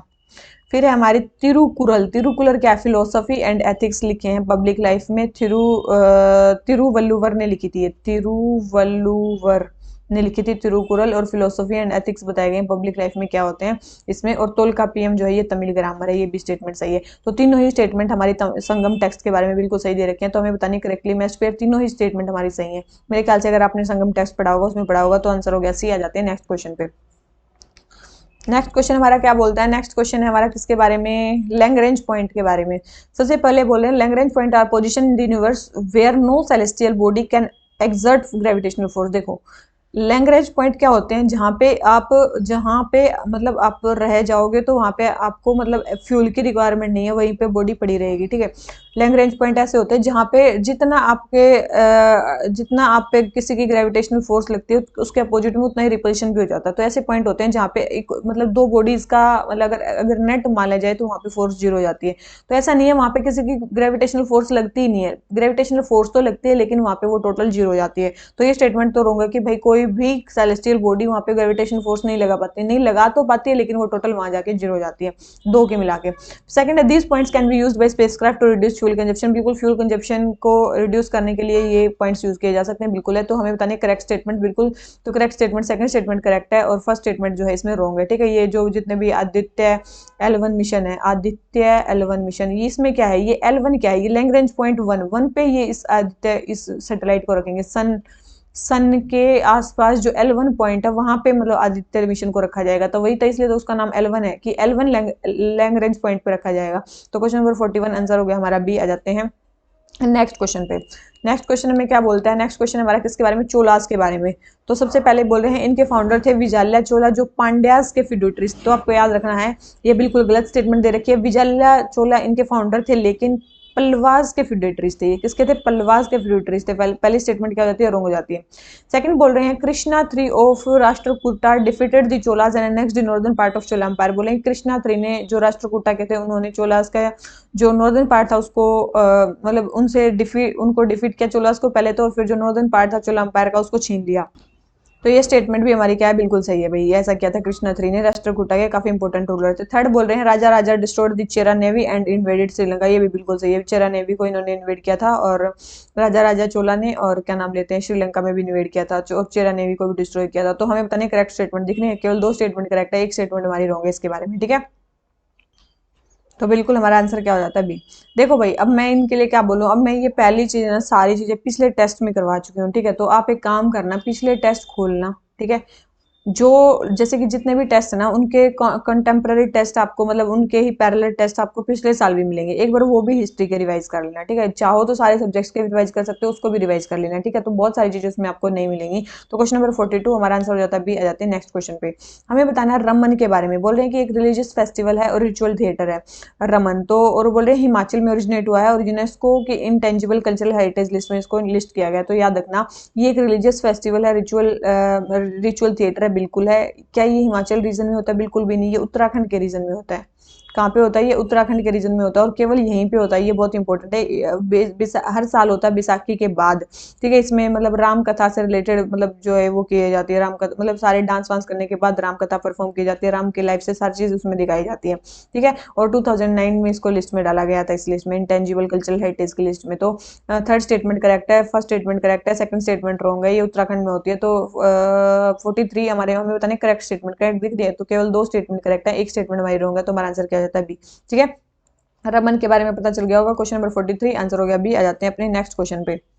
तो नेक्स्ट क्वेश्चन में क्या बोलता है, क्वेश्चन नंबर 44 हमारा किसके बारे में है, वीरा वन्नलूर चेदी बुट्टा साड़ीज कहाँ की हैं, जल्दी बताओ भाई ये कहाँ की हैं, जल्दी बताओ। अभी इनको उस लिस्ट में डालने की बात, जीआई टैग की लिस्ट में डालने की बात चलिए, तो ये कहाँ की साड़ीज हैं, तमिलनाडु की साड़ीज हैं, इंपॉर्टेंट है, कहाँ की साड़ी है, तमिलनाडु की साड़ी है। तो क्वेश्चन नंबर 44 आंसर हो जाता है ए। आ जाते हैं नेक्स्ट क्वेश्चन पे। रिवर्स बुक बिल्डिंग प्रोसेस क्या है, रिवर्स बुक बिल्डिंग प्रोसेस क्या है, जल्दी बताओ। क्या है ये एक ऐसी प्रोसेस है जिसमें जो इन्वेस्टर्स हैं वो बिड करते हैं शेयर्स ऑफ द कंपनी को, शेयर्स ऑफ द कंपनी के लिए, जहाँ पे they want to buy back from the public to delist from the stock exchange. ठीक है, ये है मतलब वो डिलिस्ट करना चाहते हैं अपने स्टॉक एक्सचेंज को पब्लिक से, और फिर दोबारा उसको वो करना चाहते हैं, तो उसको बोलते हैं रिवर्स बुक बिल्डिंग प्रोसेस। ये बुक बिल्डिंग प्रोसेस से बिल्कुल का बुक बिल्डिंग प्रोसेस होती है जब इनिशियली आप किसी कंपनी के आईपीओ को इशू करते हैं, उसको बोलते हैं बुक बिल्डिंग प्रोसेस। और जब दोबारा एक बार मान लो आपने लिस्ट कर दिया, दोबारा टोटल डिलिस्ट करके और फिर से वो करना, तो उसको बोलते हैं रिवर्स बुक बिल्डिंग प्रोसेस। तो ये होती है रिवर्स बुक बिल्डिंग प्रोसेस। तो क्वेश्चन नंबर 45 आंसर हो जाता है सी। आ जाते हैं नेक्स्ट क्वेश्चन पे। नेक्स्ट क्वेश्चन हमारा क्या है, हमें बताना है, देखो नीचे क्वेश्चन नीचे लिखा हुआ है, how many of the following changes happened in the transition from वैदिक से लेटर वैदिक में गए तो क्या क्या चेंजेस हुए। सबसे पहले पेंटेड ग्रे वेयर स्टार्ट हो गया, बिल्कुल painted grey ware portray start होगी। वुमेन का स्टेटस कम हो गया, लेटर वैदिक में सारे ही घटिया काम शुरू हो गए, जो आजकल है ना वुमेन का स्टेटस कम है वो भी स्टार्ट हो गया, पेंटेड ग्रेवेयर स्टार्ट हो गई। थर्ड बोले the appearance of the institution of gotra, gotra वहां पे स्टार्ट हो गया। एंसेस्टर, पहले काम के बेसिस पे मतलब उनको बांटा जाता था कास्ट को, फिर यहाँ पे एंसेस्ट्री के बेसिस पे बांटा जाने लगा, बिल्कुल। फोर्थ बोल रहे हैं focus of ritualistic shifting from material gains to, देखो नहीं पहले स्पिरिचुअल अपलिफ्टमेंट पे फोकस था हमारे रिचुअल्स का, लेकिन बाद में मटेरियल गेन्स पे चला गया, तो ये स्टेटमेंट रॉन्ग दे रखी है। ठीक है, तो फोर्थ स्टेटमेंट रॉन्ग है, first second and third statement correct है। तो हमें बतानी है क्या क्या चेंज हुए तो केवल 3 हुए, चौथा नहीं हुआ, तो हमारा आंसर क्या हो गया सी। ठीक है, मेरे ख्याल से ये क्वेश्चन समझ में आ गया होगा कि वैदिक और लेटर वैदिक में क्या क्या चेंजेस हुए। ठीक है, तो ये क्वेश्चन हो जाता है हमारा कंप्लीट। आ जाते हैं अपने नेक्स्ट क्वेश्चन पे, और नेक्स्ट क्वेश्चन हमारा क्या बोलता है, नेक्स्ट क्वेश्चन है question number 47। Satavahana administration had significant military elements, Satavahana जो एडमिनिस्ट्रेशन थे उसमें सिग्निफिकेंट मिलिट्री एलिमेंट्स थे, बिल्कुल थे। The tribals in the Deccan did not reconcile to the new tribal rules of Satavahana dynasty, बिल्कुल। देखो Satavahana dynasty post Mauryan time पे आई थी, आप सभी को पता है सतवाहना डायनेस्टी कब आई थी, पोस्ट मौर्यन टाइम पे आई थी। और उन्होंने लगभग जो एडमिनिस्ट्रेशन था वो मौर्य से लिया गया था, उनका लगभग एडमिनिस्ट्रेशन उन्होंने मौर्य से लिया था। अब उन्होंने अगर मौर्य से एडमिनिस्ट्रेशन लिया है, ये जो थी ये हिंदूज के अकॉर्डिंग थी, ठीक है, लेकिन बहुत सारी जो ट्राइबल्स थी दक्कन में वो हिंदुआइज्ड नहीं हुई थी, हिंदू कल्चर में डिफेंड नहीं हुई थी, तो इसलिए उनको वहां पे थोड़ा सा मिलिट्री का यूज करना पड़ा उनको, मतलब वो करने के लिए, उनको एडमिनिस्टर करने के लिए। तो बिल्कुल Satavahana dynasty significant military element थे उसमें, और जो ट्राइबल थे दक्कन में वो न्यू टेरिटोरियल रूल्स जो थे उनके साथ जल्दी रिकंसाइल नहीं कर पाए, इसलिए उन्हें मिलिट्री का ज्यादा यूज करना पड़ा। तो दोनों ही स्टेटमेंट सही है, और ये एक्सप्लेनेशन भी बिल्कुल सही दे रखा है। तो क्वेश्चन नंबर 47 हमारा आंसर क्या हो जाता है, ये बहुत इंपॉर्टेंट है। इनके फाउंडर कौन है, मतलब अगर बात करें सतवानाज के फाउंडर कौन है, सिमुका, बहुत इंपॉर्टेंट है। सिमुका है 230 BCE के टाइम पे, ये मतलब इन्होंने फाउंड किया था। इनकी पॉलिटी किस टाइप की, आप सभी को पता है इनकी पॉलिटी किस टाइप की, डिसेंट्रलाइज पॉलिटी का यूज किया इन्होंने। सेंट्रलाइज मतलब किंग होता था लेकिन उतना ज्यादा नहीं, डिसेंट्रलाइज था, विलेजेस तक इन्होंने पावर दी है। ठीक है, जैसे कि मतलब अगर बात करें मतलब डिस्ट्रिक्ट, अहाराज मिसने अहारा अरहर्स, अरहर इनके इनके टाइम पे डिस्ट्रिक्ट होते थे अरहर, उसके बाद होते हैं विश्यास, अरहर में कौन होते थे, अमात्यास। ठीक है, अरहर में कौन होते थे, अमात्याज और महामंत्राज, जो मतलब मौर्यन टाइम पे होते थे वहीं यहाँ पे भी होते थे, मतलब डिस्ट्रिक्ट को जो एडमिनिस्टर करते थे अहाराज होते थे। अहाराज के बाद क्या होते थे, विश्यास, विश्यास के बाद क्या होते थे, विलेजेस, विलेजेस को कौन हेड करता था, ग्रामिकाज, आप सभी को पता है विलेजेस को हेड कौन करता था, ग्रामिका। इसका मतलब जो पावर थी विलेजेस तक दी गई थी, इसका मतलब डिसेंट्रलाइज सिस्टम था सतवानाज में भी। ठीक है, इंपॉर्टेंट है। यहाँ पे ट्रेड गिल्ड्स भी बनाई गई थी, जैसे कि शेठीज का नाम सुना होगा, ट्रेड गिल्ड्स, ठीक है, ये भी बनाई गई थी यहाँ पे, इंपॉर्टेंट है। यहाँ पे कुछ ट्रेडिंग आउटपोस्ट थी इंपॉर्टेंट, एक तो सोपारा, एक ब्रोच। ठीक है, ट्रेडिंग आउटपोस्ट थी यहाँ पे सोपारा, और एक थी ब्रोच। ठीक है, ये इंपॉर्टेंट वो थी ट्रेडिंग पोस्ट। ठीक है, फेमस किंग गौतमीपुत्रा सतकर्णी, सिमुखा बता दिया, गौतमीपुत्रा सतकर्णी। हाला, हाला का नाम सुना होगा, हाला इंपॉर्टेंट किंग थे, 17th किंग थे। इन्होंने एक बुक भी लिखी थी सप्तसती, नाम सुना होगा, सप्तसती। ठीक है, सप्तसती इन्होंने बुक लिखी थी, तो हाला ने बुक लिखी थी सप्तसती। गौतमीपुत्र सतकर्णी, इनको गौतमीपुत्र सतकर्णी इनके फेमस रूलर थे। गौतमीपुत्रा पुल्लमयी भी इनके एक फेमस रूलर थे। ठीक है, तो ये कुछ कुछ फेमस रूलर थे इनके। सतवानास का रूल कहाँ से कहाँ तक था, देखो ये मान लो कि ये था हमारा, ये साउदर्न इंडिया था, तो यहाँ पे इनका रूल ऐसे ऐसे था। ठीक है, ये ऐसे ऐसे कुछ इनका रूल था, तो ये लगभग इस एरिया में जो थे वो सतवानाज रूल कर रहे थे, इस पूरे एरियाज में सतवाना रूल कर रहे थे। ठीक है, ध्यान रखना, तो इस पूरे एरियाज में सतवाना रूल कर रहे थे, बहुत इंपॉर्टेंट है इनकी चीजें। ठीक है, ये ठीक है, हाँ, एक सेकेंड। और एक और चीज, इस एरिया को देख के आपको पता चल रहा होगा, तो इसमें है ना एक चीज ध्यान रखना है, ये देखो या तो आंध्र प्रदेश के लगभग एरिया में रूल कर रहे हैं, तो याद रखना इनको आंध्राज भी बोला जाता था। दूसरा नाम सतवानास का क्या था, आंध्राज भी इनको बोला जाता है। इंपॉर्टेंट है ये चीज, आंध्राज के बारे में क्वेश्चन भी आया है, ठीक है, आंध्राज के बारे में क्वेश्चन भी आया है तो अभी 2022 में ही, ठीक है, तो आंध्राज प्रीलिम्स में, ठीक है, तो आंध्राज भी बोला जाता था इनको, सतवानास को, ठीक है। इनके तीन टाइप के फ्यूडिटरीज भी थे, एक तो राजा थे जो अपने नाम से कॉइन को वो करते थे, ठीक है, एक तो थे महासेनापति, ठीक है, एक थे महासेनापति, एक तो थे महाभोज, ठीक है, जो इन्फ्लुएंसर फैमिली से होते थे वो होते महाभोज, एक होते थे महासेनापति जो लेटर टाइम पे इनको ये इंस्टीट्यूशन बनाया गया था, और एक थे राजा जो अपने नाम से कॉइन्स वो करते थे। तीन टाइप के फ्यूडिटरी होते थे उस टाइम पे, तो यही है मेनली। तो इनके बारे में तो क्वेश्चन नंबर 47 हो गया हमारा कंप्लीट, इसका आंसर हो गया हमारा ए, ठीक है। अब आप ये देखो, देखो ये 50 भी अभी कर लेते हैं। फेमस पेंटिंग और पेंटर के बारे में बताना है। 50 falcon on a bird rest, ये किसने किसने ये पेंटिंग बनाई है, तो याद रखना उस्ताद मंसूर ने ही बनाई है, बिल्कुल सही स्टेटमेंट है। Falcon on a bird rest ये किसने बनाई है, उस्ताद मंसूर ने बनाई। अरे यार एक मिनट रुको, अगर मेरे को ये करना है तो मेरे ख्याल से स्क्रीन चेंज हो गई, ठीक है। फैल्कन ने बर्ड रेस्ट किसने बनाई है, उस्ताद मंसूर ने बनाई है। नोआक अर्क किसने बनाई है, मिस्किन ने बनाई है। और टिलर ऑफ द सॉइल किसने बनाई है, नंदलाल बोस ने बनाई है। तो बिल्कुल ये सारे ही स्टेटमेंट बिल्कुल सही है कि ये फेमस पेंटिंग है, ये किसने बनाई है, ये सारे इन्होंने ही बनाई है। ये जरूर याद रख लेना, टिलर ऑफ द सॉइल किसने बनाई है, नंदलाल बोस ने, काफी फेमस नाम है। और उस्ताद मंसूर भी काफी काफी फेमस नाम है। Falcon on a bird rest ये उस्ताद मंसूर ने बनाई है। फेमस पेंटिंग्स हैं। तो क्वेश्चन नंबर 50 हमारी तीनों स्टेटमेंट करेक्ट है, तो हमें करेक्टली मैच बतानी है, तो तीनों स्टेटमेंट करेक्ट है, तो आंसर क्या हो जाता है सी, ठीक है। अब आ जाते हैं अपने नेक्स्ट क्वेश्चन पे, ठीक है। नेक्स्ट क्वेश्चन हमारा क्या बोलता है, नेक्स्ट क्वेश्चन हमारा क्वेश्चन नंबर 48, देखो 50 तो हो गया हमारा, अब दो ही बचे हैं। फिर हमें बताना है कि मैग्नेटिज्म इन हेल्थ केयर में उसकी पॉपुलैरिटी क्यों राइज कर रही है, क्योंकि जो मैग्नेटिक टेंटिकल रोबोट्स होते हैं will be able to navigate within the lungs during the biopsy, बिल्कुल ये लंग्स में चले जाएंगे, नेविगेट कर सकते हैं। सेकंड बोल रहे हैं magnetic nano particles have proven to be efficient thermo electric material and drug delivery vehicles, बिल्कुल ये साइंस की चीजें लगभग क्या होती हैं, सही होती हैं। क्वेश्चन नंबर 48 आंसर हो जाता है सी, ठीक है, कुछ नहीं है इसमें। तो क्वेश्चन नंबर 48 आंसर हो गया सी। आ जाते हैं नेक्स्ट क्वेश्चन पे। हमें बताना शून्यता के बारे में। नागार्जुन ने एक प्रोपाउंड की थी शून्यता। शून्यता का मतलब होता है एम्प्टीनेस, हर चीज कुछ नहीं है। तो ये बुद्धिज्म के किस स्कूल में आते हैं, जल्दी बताओ भाई, किस स्कूल से रिलेटेड है, किस स्कूल को फॉलो करती है, तो किसको फॉलो करती है, माध्यमिका, मिडिल पाथ वाले उसको फॉलो करते हैं बुद्धिज्म के, ठीक है। तो माध्यमिका स्कूल को फॉलो करती है नागार्जुन के शून्यता जो फिलोसफी है वो, ठीक है। तो क्वेश्चन नंबर 49 हमारा आंसर क्या हो जाता है सी, बहुत इंपॉर्टेंट है, ठीक है। तो शून्यता किसको फॉलो करते हैं, नागार्जुन के इसको। तो शून्यता का मतलब पता है आपको, एम्प्टीनेस होता है। माध्यमिका स्कूल ऑफ थॉट में ये यूज होता है, नागार्जुन ने इसको प्रोपाउंड किया था। तो क्वेश्चन नंबर 49 आंसर हो जाता है सी। तो ये आज के हमारे टोटल 50 क्वेश्चन हो जाते हैं गाइज कंप्लीट। अगर आपको वीडियो अच्छी लगी हो लाइक कर लेना, चैनल को सब्सक्राइब जरूर कर लेना, अपने फ्रेंड्स में शेयर कर सकते हो तो कर देना, ठीक है। इसके अलावा देखो, मैंने कल बताया था कि हम नई सीरीज स्टार्ट कर रहे हैं, बिल्कुल नई सीरीज स्टार्ट कर रहे हैं। आपको उस वीडियोस का लिंक कहाँ पे मिलेगा, आपको डिस्क्रिप्शन बॉक्स में पहले तो हमारे ऐप का लिंक मिलेगा, उस ऐप में आप जाओगे, आपको revise geography series, revise geography, ठीक है, REWISE, ठीक है, मैं यहाँ पे लिख देती हूँ REWISE, ठीक है, रिवाइज ज्योग्राफी के नाम से मिलेगा।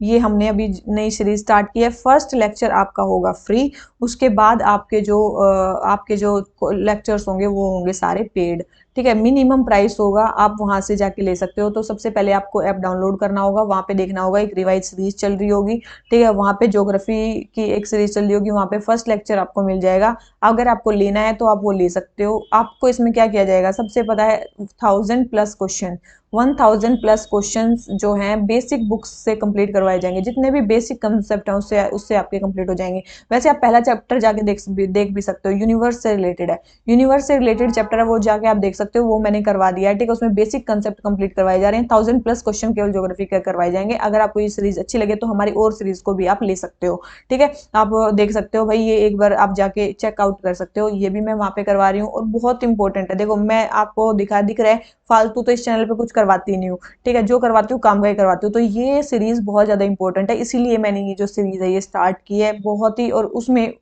करंट भी करवाए जाएंगे, ठीक है।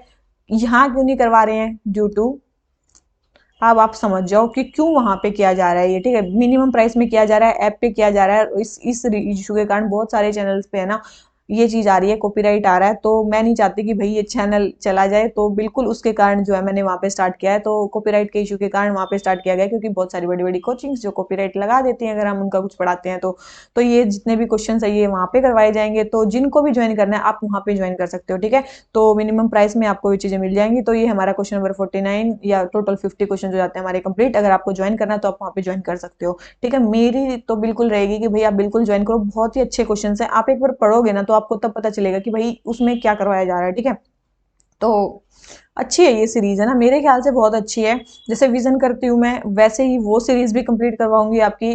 केवल अभी ज्योग्राफी स्टार्ट की है, और भी सब्जेक्ट स्टार्ट होंगे, तो ये मत सोचना केवल ज्योग्राफी होगी, और भी सब बहुत सारे सीरीज स्टार्ट होंगे, ठीक है? तो ध्यान रखना उस चीज़ का, तो वो चीज़ें हम कंप्लीट करवाएंगे। तो चलिए इसी नोट पे हम आज का लेक्चर खत्म करते हैं।